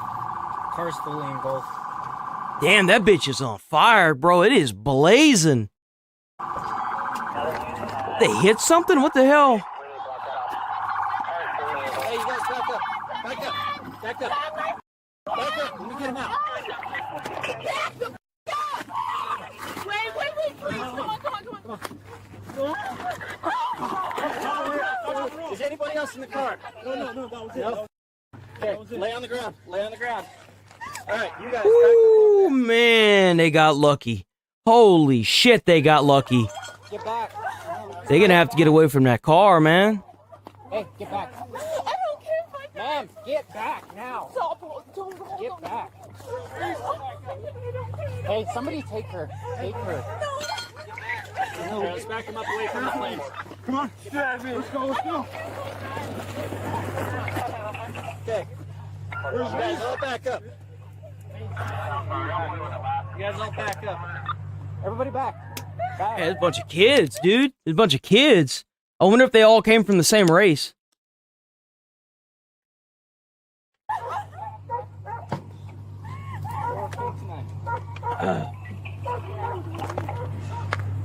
Driver's out of the vehicle. He's got burns to him. They're reporting nobody else in the vehicle. Give me my dog. Hey man, are you injured anywhere else? Where are you hurting? Right here. Okay. Are you hurting anywhere else? My nose. Your nose? Okay. It was already broke before. Okay. Well, just don't move. We got medics coming, okay? Can I get something for my head? We got medics coming, man. Cops don't have anything. You have to wait for the medics. Can I get something, please? And please get me away from the car. You see, like, that's what I'm talking about. I feel like if they raised the funding for the police and they made them all be like EMTs or paramedics, you could give them more money. They can make more money an hour. Everyone likes money, right? Money would solve that problem. Then they could treat people on the scene like this, so that way they wouldn't be stuck waiting, you know? Still got active flames. It's cold. Am I far enough away from the car? Yeah, buddy, you're all right. You guys stay somewhere. Hey. I'm just making sure. No, you need to go. Come on. You won't go over here then, ma'am. We're not going to play this game. Go over there. This car's fooling both. Oh, that's cute. Well, now you're banned because that's a threat. Hey, go over there. I care about it's him. I don't give a about that. I don't give a about my Go over car. there. Because if more people blow up, what is that? I'm fine. Go over there. I'm here. I'm behind here. Please. Back up. You want to pull him more, maybe? No, I don't want to move him too much because that vehicle rolled. There you go. What's your name, man? Don't threaten to kill people in the chat. I'll fucking permaban you and I won't even think twice about it. Cole? Could you grab my phone in my pocket and call my grandma, please? We'll do that in a minute, okay? Please, guy, You know what? please. Let's get him over. Please. Just kiss. Hey, Fuck you're not no. hurt anywhere else, right? I am. ISIS. Where are you hurt? I don't even give a fuck, dude. Like, why would you advocate for the death of somebody? Why would you say that you have a gun and it only works for like red hats? Are you fucking schizo? Keep that shit out of the chat, man. Get the fuck out of here. Threaten ICE officers, you threaten don't threaten anybody. How about that? Why can't you just be a normal fucking person? Why can't you just be a normal fucking person? Guys, my head is wrong. Hey, me, give me your keys, dude. Yeah, I know they're psychos, but still. Trust me, I know. Did you guys see anything? We got hit. Okay, just hang out right here, and then we'll get you guys a statement. Everyone's out the car? Yeah, it should be. Okay, where else are you hurting, man? Dude, my head. I got that. Is your back hurting at all? Grandma. We'll call her in a minute, okay? Dude, no, please. We'll call her in a minute, Please, okay? just call her. Hey, I'm trying to figure out where all you're hurt, okay? My hand in my face. Your hand in your face? Call my grandma, please. Okay. Dude, please. Which pocket's your phone in? My right, Your right here. Sir, do me a favor, back up over there. Yeah. 4504, I need another unit to be on the... Damn, that fire department ain't there yet. Me and Reese, yes. Nobody was? Me and the driver. There was one other person? Yes, the driver. Who's the driver? Reese. Where's he at? I don't know. I need help. What does he look like? Hey, is I there thought Reese they here? pulled 2 people out of this car. No Reese here? You were in the car? Oh, Jesus fucking Christ. Okay, come have a seat over here. Oh, there, is that him? What's up? Cool, try not to move too much, man. You don't know if you're hurt or not. Where's the car at? Hey, they showed up. This guy right here in the Empower shirt, he was the driver. He was the driver. You're the driver? You're the driver? This guy was in the car when it was upside down and on fire. So the vehicle rolled.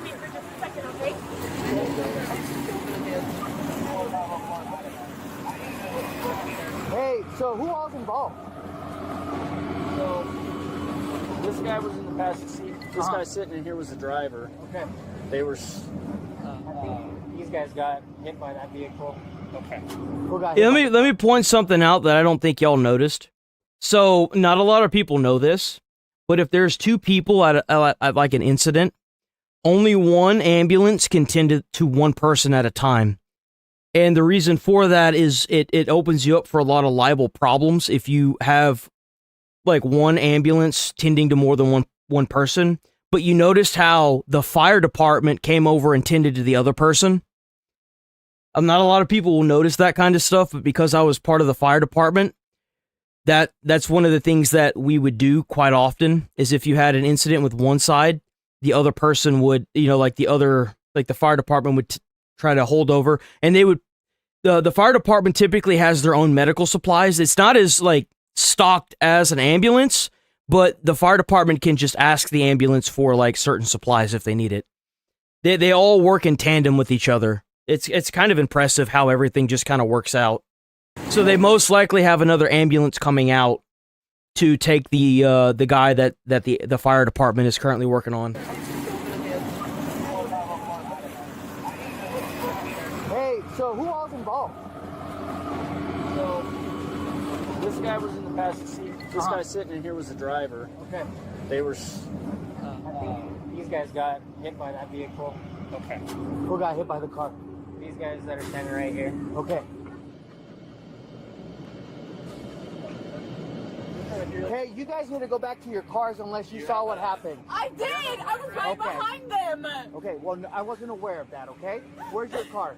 It's over here. It has my dog in it. You see what I see, boys? You see what I see? I hope you see what I see. I see a woman screaming like a banshee with piercings all over her face. What do you think the likelihood is that she's got a septum ring? What do you think the likelihood is? Go wait there. Take a deep breath. Holy shit. Is this what it's like to be racist? Is this how racist people feel whenever they get vindicated this much? I find myself wondering this sometimes now. Like, how could you be just so right all the goddamn time? Okay, go wait inside the car. Oh, God. We'll talk to you in a minute. So these guys, this kid right here said he got hit. Okay. I'll start getting information from him. You're in that car. Just wait there for now. Right behind them. I saw the full thing. Okay. Just go wait inside that car for now, okay? They're okay. Nobody's gonna die. They're getting medical attention.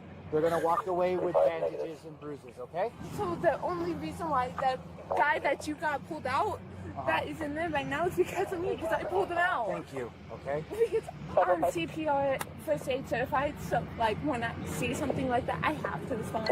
Otherwise... Oh, bitch, shut the fuck up. Oh, my God. You want to know something? As an ambulance, as a EMT, when you're on the job, you're required to help whenever you get to somebody, and you're required to help that person. And the reason for that is because if you try to help more than one person, well, that's just not feasible. It's just not. And you can run into a lot of problems with that. That's why they tell you when you find somebody, work on that person, stay with that person, don't leave that person, period. If there's multiple victims, then you either need to start calling triage, or you need to start on one of them, or find the worst one and start working on them. And if that person dies, you could be brought up on charges of negligence, depending on how the thing goes, like that kind of, like, that's really the reason is you don't want to get charged with negligence when you try to work on more than one person. Because you can't give your full scope to one person if you have two people, right? You have two people that are fucked up, so you can't do that. And I can't tell you how many times I've heard an ambulance person say, yeah, there was this horrible crash that I just drove by because fuck that. And whenever I first joined on, I was like, that's kind of fucked up. You didn't do anything. And they would always look at me and they would give me this like really stare. And then I would immediately get, you'll understand. And I understand. I understand now. I hear CPR certified. I feel obligated to stop. And I'm like, ugh. Or I have to stop like she's held to by some standard of law. If you're not being paid, you are not held to a standard to stop. If you stop and you are certified in something, that's great. You can't accept any form of money because it's illegal. You can't leave that person because, well, actually, no, I think you can. I think you can leave them, but that would just make you a piece of shit. And why the fuck would you, if you started working, like, why would you just leave? That's just stupid. And, okay, back to what I was saying is, you're not obligated to stop. Nowhere in the CPR certification or in an because you have to get CPR certified in order to be an EMT, and I was an EMT. And nowhere in the EMT certification does it say that you are obligated to stop when you're not being paid to do it. Like, yes, there's a moral right and wrong, but at the same time, if you're burnt out from working and you know that somebody who's fresh on the job is going to be able to handle that way better, then why the fuck would you stop? I mean, you could probably hold on, stay there and let them, do your thing until the actual paramedics arrive. Sure. But like, this, just to set an obligation is so fucking stupid. It's so fucking stupid. It could be a downfall on me. So that's my first. And the reason why I bring up the whole money thing is because, like, that's what ties it into the actual certification. If you are being paid as like a paramedic to like help somebody, and you're trying to help two people and both of them die or one of them dies, you could be held up on charges of gross negligence. You can get into a lot of fucking trouble.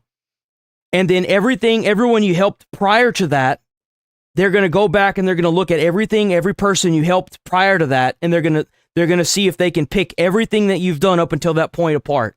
It's not worth it. But if you're not being paid and you're just a random citizen who is certified and have your certification, and you stop and help somebody and they die, you can't be held up on charges of gross negligence. You can't. It's not possible. If you accept money, then you can get, like, if that person that you saved gives you money, but then they're like, I wanted to die, but you didn't let me, you could be held up, you could be brought into court on charges of gross negligence. Doesn't mean you're going to be, you're actually going to get like prosecuted on that, but they're going to pick you apart, and it's going to take months, and it's a pain in the ass. It is. It's a pain in the ass. I do apologize for intervening in any type of way, shape, or form, but I just wanted to make sure that everybody 4504 to Ruiz. That's my car right there. Go wait in there, okay? I will go. We will send somebody to talk to you. I appreciate what you did, but I need to situate this first, okay? Thank you. Where's your car at, Mama? It's the white one. You guys were all in the car? Yes. Okay. Was there anybody else? Okay. Do you guys I have no idea why she said that. Okay. Mine's in my truck. How old are you? I'm 16. Are you guys coming? I learned so much from becoming an EMT. Sometimes just doing CPR isn't enough. When you get into whenever you come across an accident where people are fucked up underneath the car and stuff like that, if they've got like holes in them, or they're breathing a type of way, or they're doing something funny, sometimes CPR isn't what they need.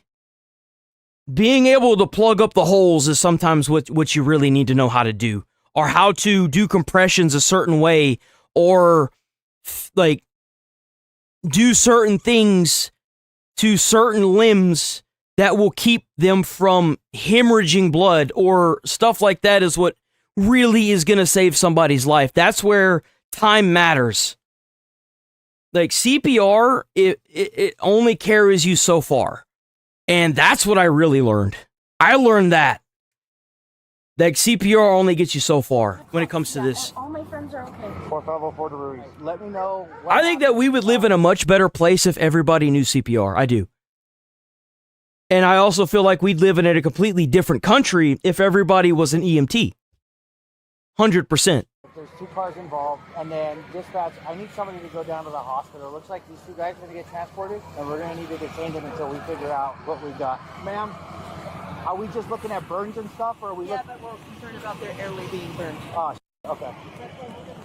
Hey, Sarge. So, this car and another car were street racing. Okay, which one? I'm not entirely sure which other car was street racing. We were back there. I pulled out of the parking lot, was trying to catch up to him. Right as we were getting close to this intersection, he blacked out and was obviously starting to accelerate away. So as I was about to shut it down, I saw the crash happen. So, drivers actually racing. I wonder what happened that made him, like, end up doing that to the car. I can start reviewing my camera, see if...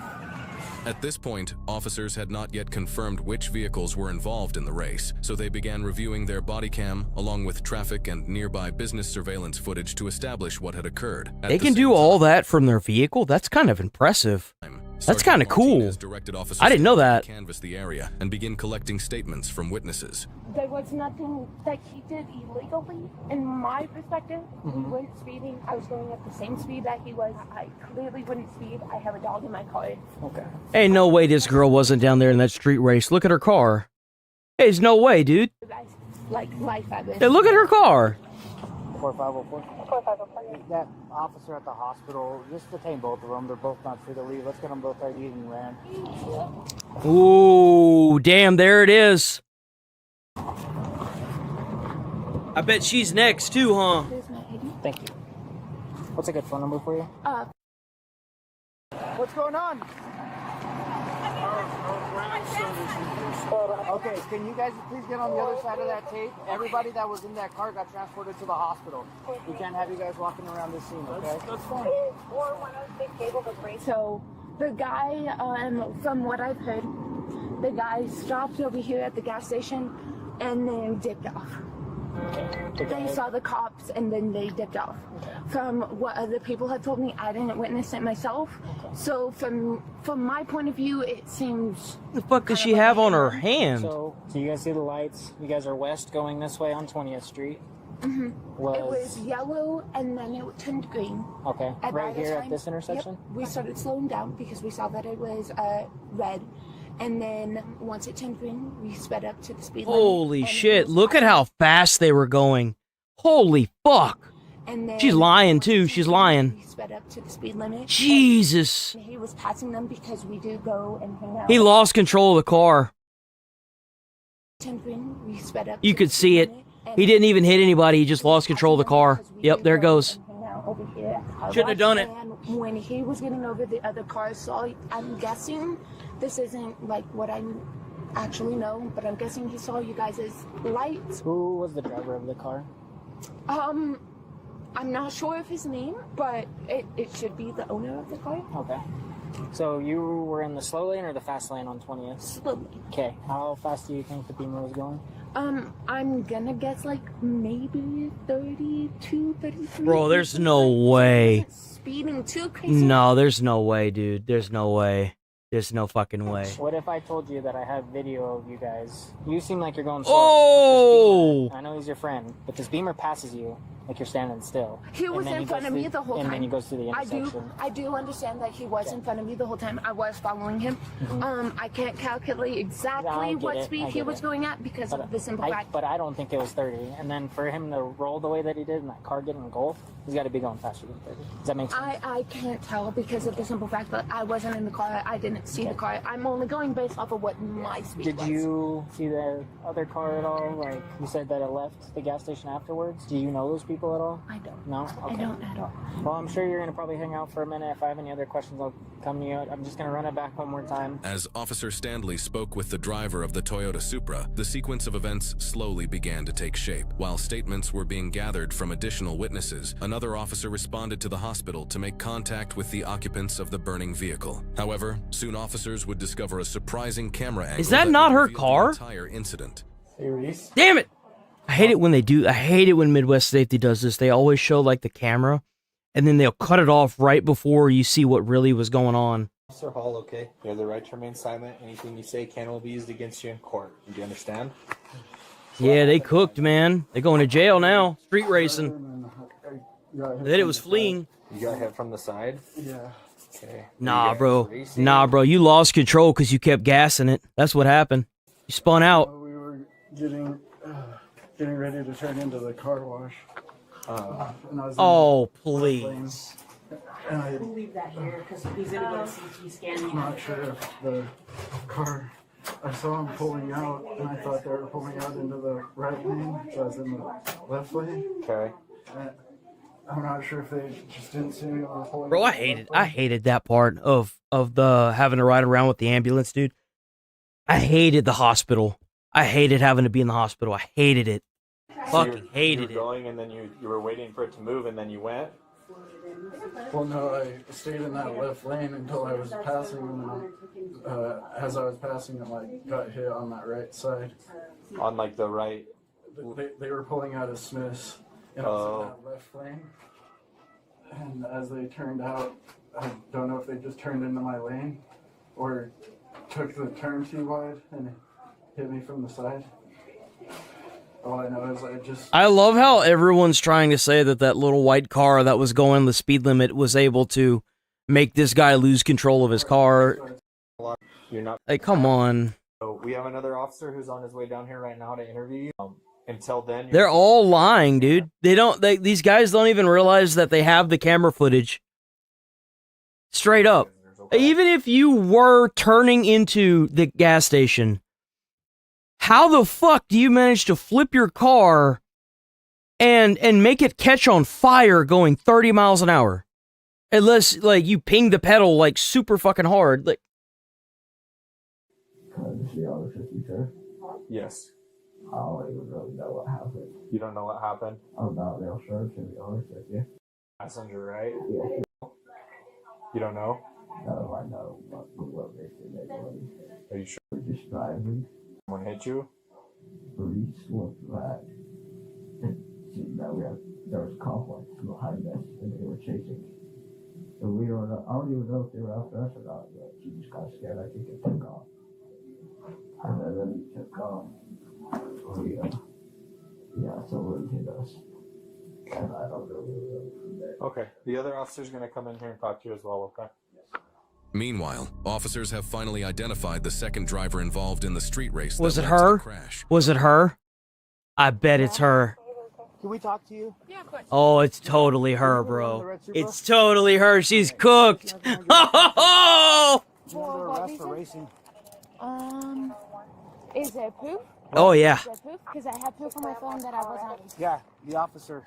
Which officer? That tried to stop you guys. I was not. That's fine.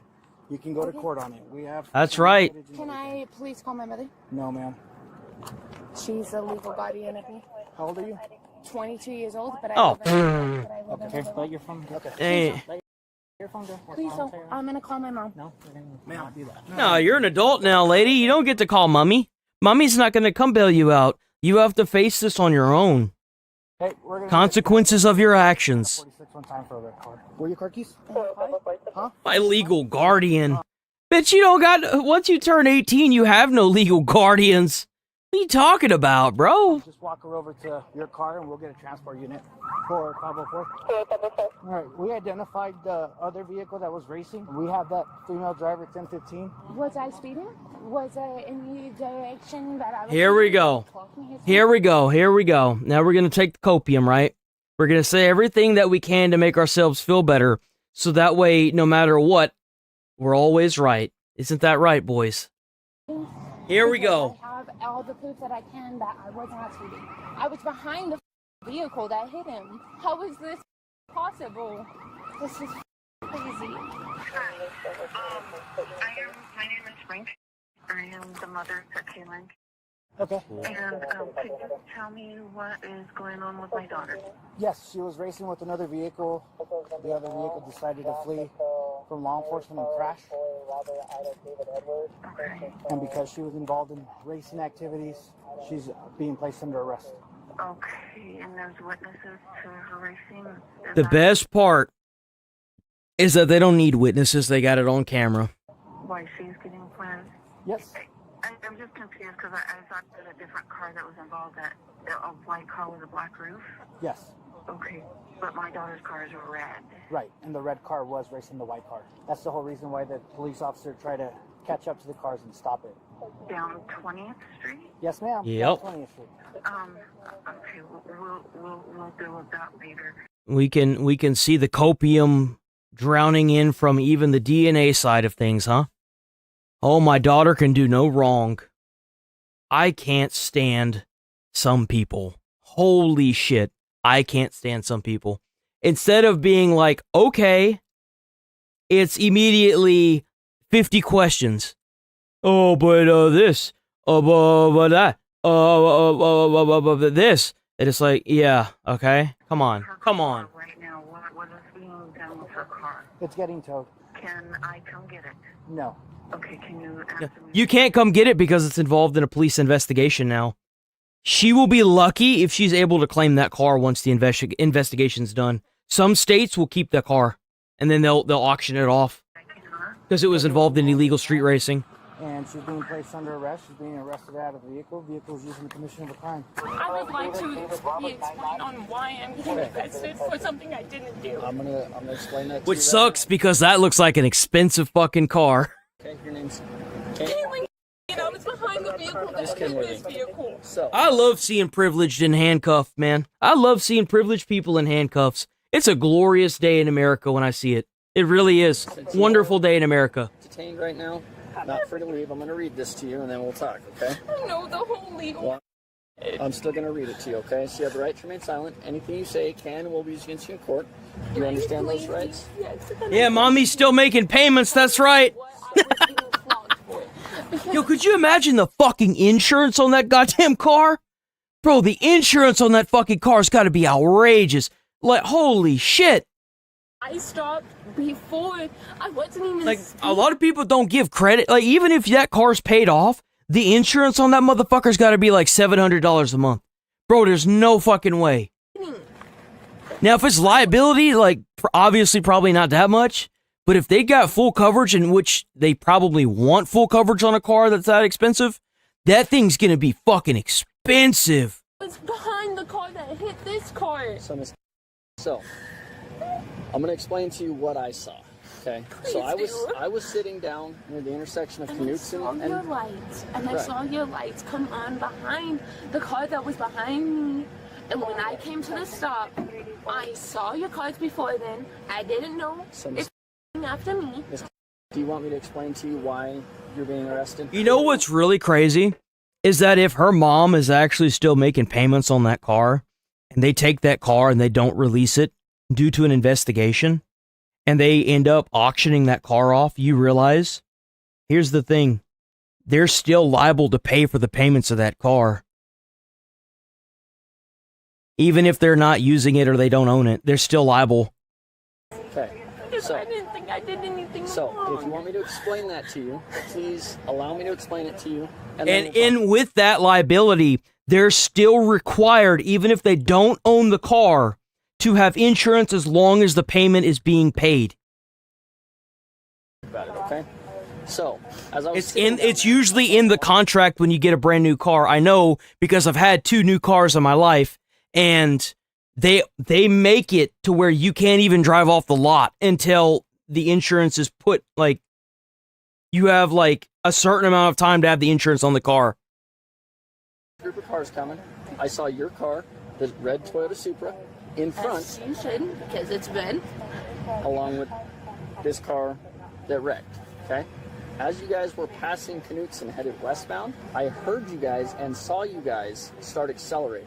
And you were accelerating faster than he was initially, okay? I saw you accelerating away from the group, passing another car, and then he started accelerating in what looked like an attempt to catch up to you, to race you. He was in front of me the whole time. Okay, so either way... I didn't see the red car. I'm not gonna lie, like in the footage that we saw, I didn't see the red car before or after. I don't know. I don't know where she's at. I have no idea. Video footage, because I wasn't racing. I don't race. So what were you doing there? I was speeding up. For what reason? To go over here to the car wash so I can chill and I can have a good night. I had my car, my dog. I had my dog in my car. I wouldn't race with her in my car. I wouldn't put. Oh, god damn. No one. I hate this argument. I fucking despise this argument that people give. Well, I'm not that kind of person. Do you really think that I would do this? I don't fucking know who the fuck you are. All I know is what the footage is showing me, and what the footage is showing me is that you fucked up. That's what happened. You fucked up, and now you're trying to cop out of it. Keep popping your copium pills. Maybe it'll work for you one day, but it ain't working today. For my own, for my enjoyment. I would never do that. That's my baby.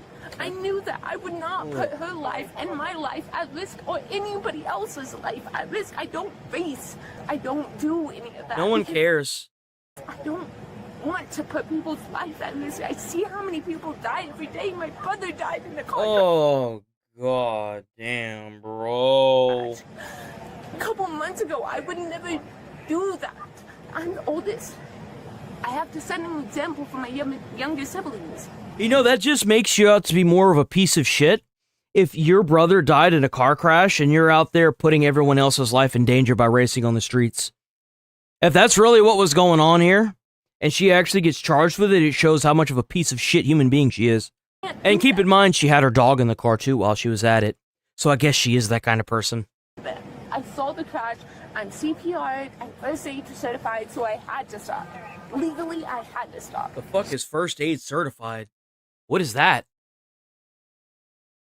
The hell is first aid I've never even heard of that. What? Miss, I saw you race. I would First like to aid call certified. Call it what you will. Because I don't race. Call it what you will. But I saw you race.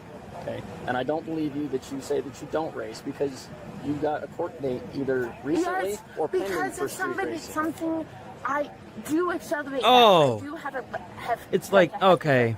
I do Yeah. accelerate that fast. But It's- a lot of people think that is as racing. But a lot of the time, I have a car next to me that's louder than mine. Mine has full exhaust on it. It stopped. I was going over 35. I didn't know what it was called because its real name is CPR and AED. That's why. I was like, what the fuck is first aid certified? I've never heard of that. Not speeding over this. You have to be CPR and AED trained. You have to have that certification in order to take the EMT classes at college. And, like, I did it so fucking long ago, I don't even remember, bro. 5 miles or 10 miles per hour. Okay, I was not. But you said I was racing. If I was racing, I would go over 10 miles per hour, correct? I'm not arguing I'm not with gonna you. argue with you, I'm not okay? trying to argue So- with you. The simple fact is like, I pulled over to help her. I was a good person, being CPR But and your everything. behavior and his behavior are the reason why this happened. That's right. It's everybody else's fault but mine. He passed the car. This car that was right here, he passed. Oh my god, that's funny as fuck. Remember, this is a Hassan Piker follower.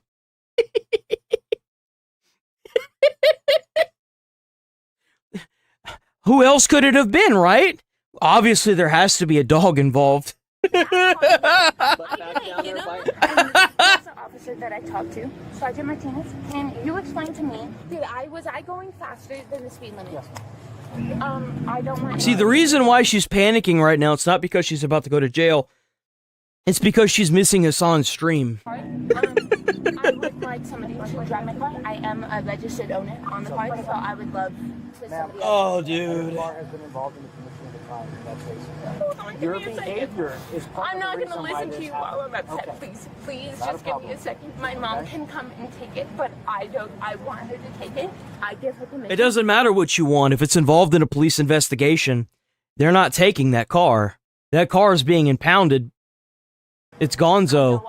And if it's a state where they can keep that as an asset because you got convicted, that car's going bye-bye forever. They're going to auction that bitch off. They're gonna make sure that the department has enough funding. You're going to get a lot of money for that car, too. I am a registered owner. You have A nice car. Have you been stopped before for racing? I have. Not necessarily racing. Ooh. It was approved. It seemed to be racing, but I was just trying to go. Oh, it seemed to be racing. That's interesting. Seemed to be racing. Talk about and get me some food. And there was a car next to me that was exceeding the speed limit, and I did go fast. Ma'am, I don't did think we're make it. getting anywhere with this. So you're under arrest for racing. Like That's I said, right. I can Ma'am, pull I'm not up. going to go into That's right. The circle has to end somewhere. I can pull up proof that I was not going. Well, they fast. could pull up proof that you were. So, I mean, again, we're at an impasse here. Tell it to the judge. Because I have things on my car. I have Life 360. I have Drive Safe and Save that shows speeding, acceleration, braking, everything. If there was an officer that stopped You can just turn that shit off. You just turn that shit off. You talking about for like the insurance stuff? You just turn that shit off. Duh. Why the fuck would you keep something on for insurance? Like, that's like that progressive insurance thing that like shows how good of a driver you are. So you got to keep it on your car for like a month, and it like saves you a bunch of money. I think I know exactly what the fuck she's talking about. You just turn that shit off. Just turn the fuck off. Like, I would've hello? pulled over and I would have done it immediately. But I didn't. I saw the crash and I pulled over. That's the most thing that I've done. We're not going to argue about this anymore, okay? Can I please call my mother? Can I please call my mother? I have the right to call my mother right now. I have the right to call. Thanks for the follow. Can I please call my mom right now if you guys are the courtesy? Mama's not going to save you. They already called your mom. Your mommy's not going to help you out of this. You're a 22-year-old adult who has had everything handed to her your entire life. You have lived in a gated community, and you probably advocated for illegal immigrants to fuck everyone else's life up. Vindication is a beautiful thing, and you know what? You're about to see what it looks like.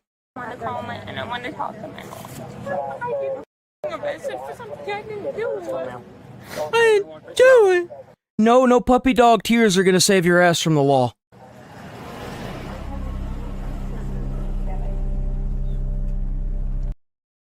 Damn. There she is.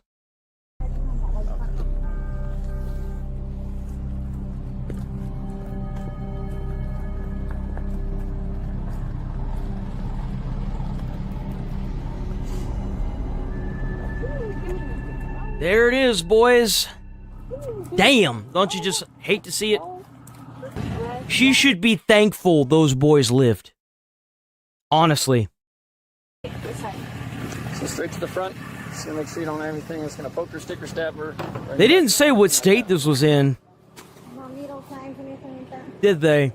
No, necklace.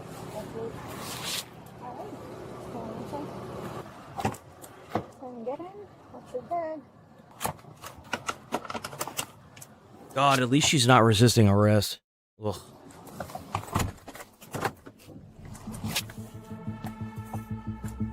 The suspect, 22-year-old Kaylin, has an Oh, extensive she looks like a normal. She actually kind of good looking without all that shit in her face. Huh. history of traffic violations according to court records. These include more than 7 speeding Big surprise. Whatever happened to the three strikes you're out rule? We need to bring that shit back. Whatever happened to that? citations over the past 4 years, along with prior street racing citations. Jesus. In August 2025 and in 2023, indicating repeated involvement in high-speed driving incidents. Records also show that in April 2022, Kaylin was charged with a misdemeanor for speeding and later found guilty in San Bro, Juan she's an adrenaline junkie. She's a speeder. County Magistrate Court. She's the kind of person that's gonna get people killed in your neighborhood right here. This is the reason why this is the reason why police officers are having to crack down on street races right here. Which is a good thing. It's always a good thing to see street racers get cracked down on. But she's the reason why people get killed in car crashes. Where she was sentenced to 90 days of unsupervised probation. During the That's it? investigation, officers also recovered 13 9mm rounds and a Kel-Tec pistol at the scene. Ownership of both items was not immediately determined. Kaylin was arrested and booked into the San Juan County Detention Center, where she was charged with racing on highways, a felony offense under New Mexico law. Ooh, New Mexico! MW, identified as Reese, was charged with 4th-degree aggravated fleeing a law enforcement officer, 3rd-degree great bodily injury by vehicle while driving under the influence. He was under the influence too. Without required lighted lamps and racing on highways. Both See, this is what happens when you build laws to cater to these fucking assholes. People end up dying. He almost died because of his own stupidity. Just imagine if he had gotten caught up with a family or somebody else. You know, that white car that was just trying to go on the road and they both cut that car off like that. Could have been a family in that fucking car that these fucking nitwits are trying to do this stupid shit and they could end up of killing people. It's so fucking dumb. Never cater to these fucking people, man. Throw the book at these motherfuckers, take their assets, put their shit on auction, and fucking keep these people in jail. They will not learn. They're gonna do it again.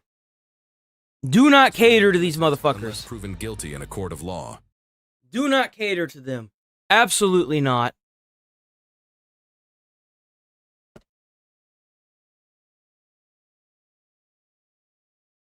All right, we rolling. Holy shit, we rolling late today. All right, stay safe out there. Try to put a smile on someone's face. You might change the whole day of their whole life. Thanks for watching. Thanks for being here. Thanks for being you. We'll be back on tomorrow. Tomorrow is Friday. We gonna be taking the weekend off, obviously, and then we'll be back on Monday, but we gonna be here tomorrow bright and early. Hope to see y'all there. And stay safe out there. There's a lot of crazies. Be careful if you wear a red hat. Apparently that means you should deserve to die, I guess. But it's okay to fucking say that Peretti. I can't. I'm gonna go on a tangent again. I'm out. Let's see. This one? No.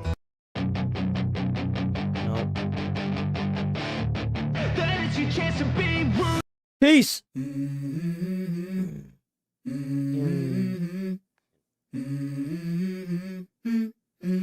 Let's go. I wake up to a little bit of drool on my pillow, feel like it's gonna be a bad day. Yeah, I'm tired of shit, and the coffee ain't hit yet, damn, ain't that great. I don't wanna go to work, cause my boss is a jerk, and I'm not even that paid. I need a change in my life, cause I don't feel alive, and there's nothing that makes me happy. Hold my beer for a minute, I'm about to quit my job, cash in for a ticket. I'm going on a trip, and I don't plan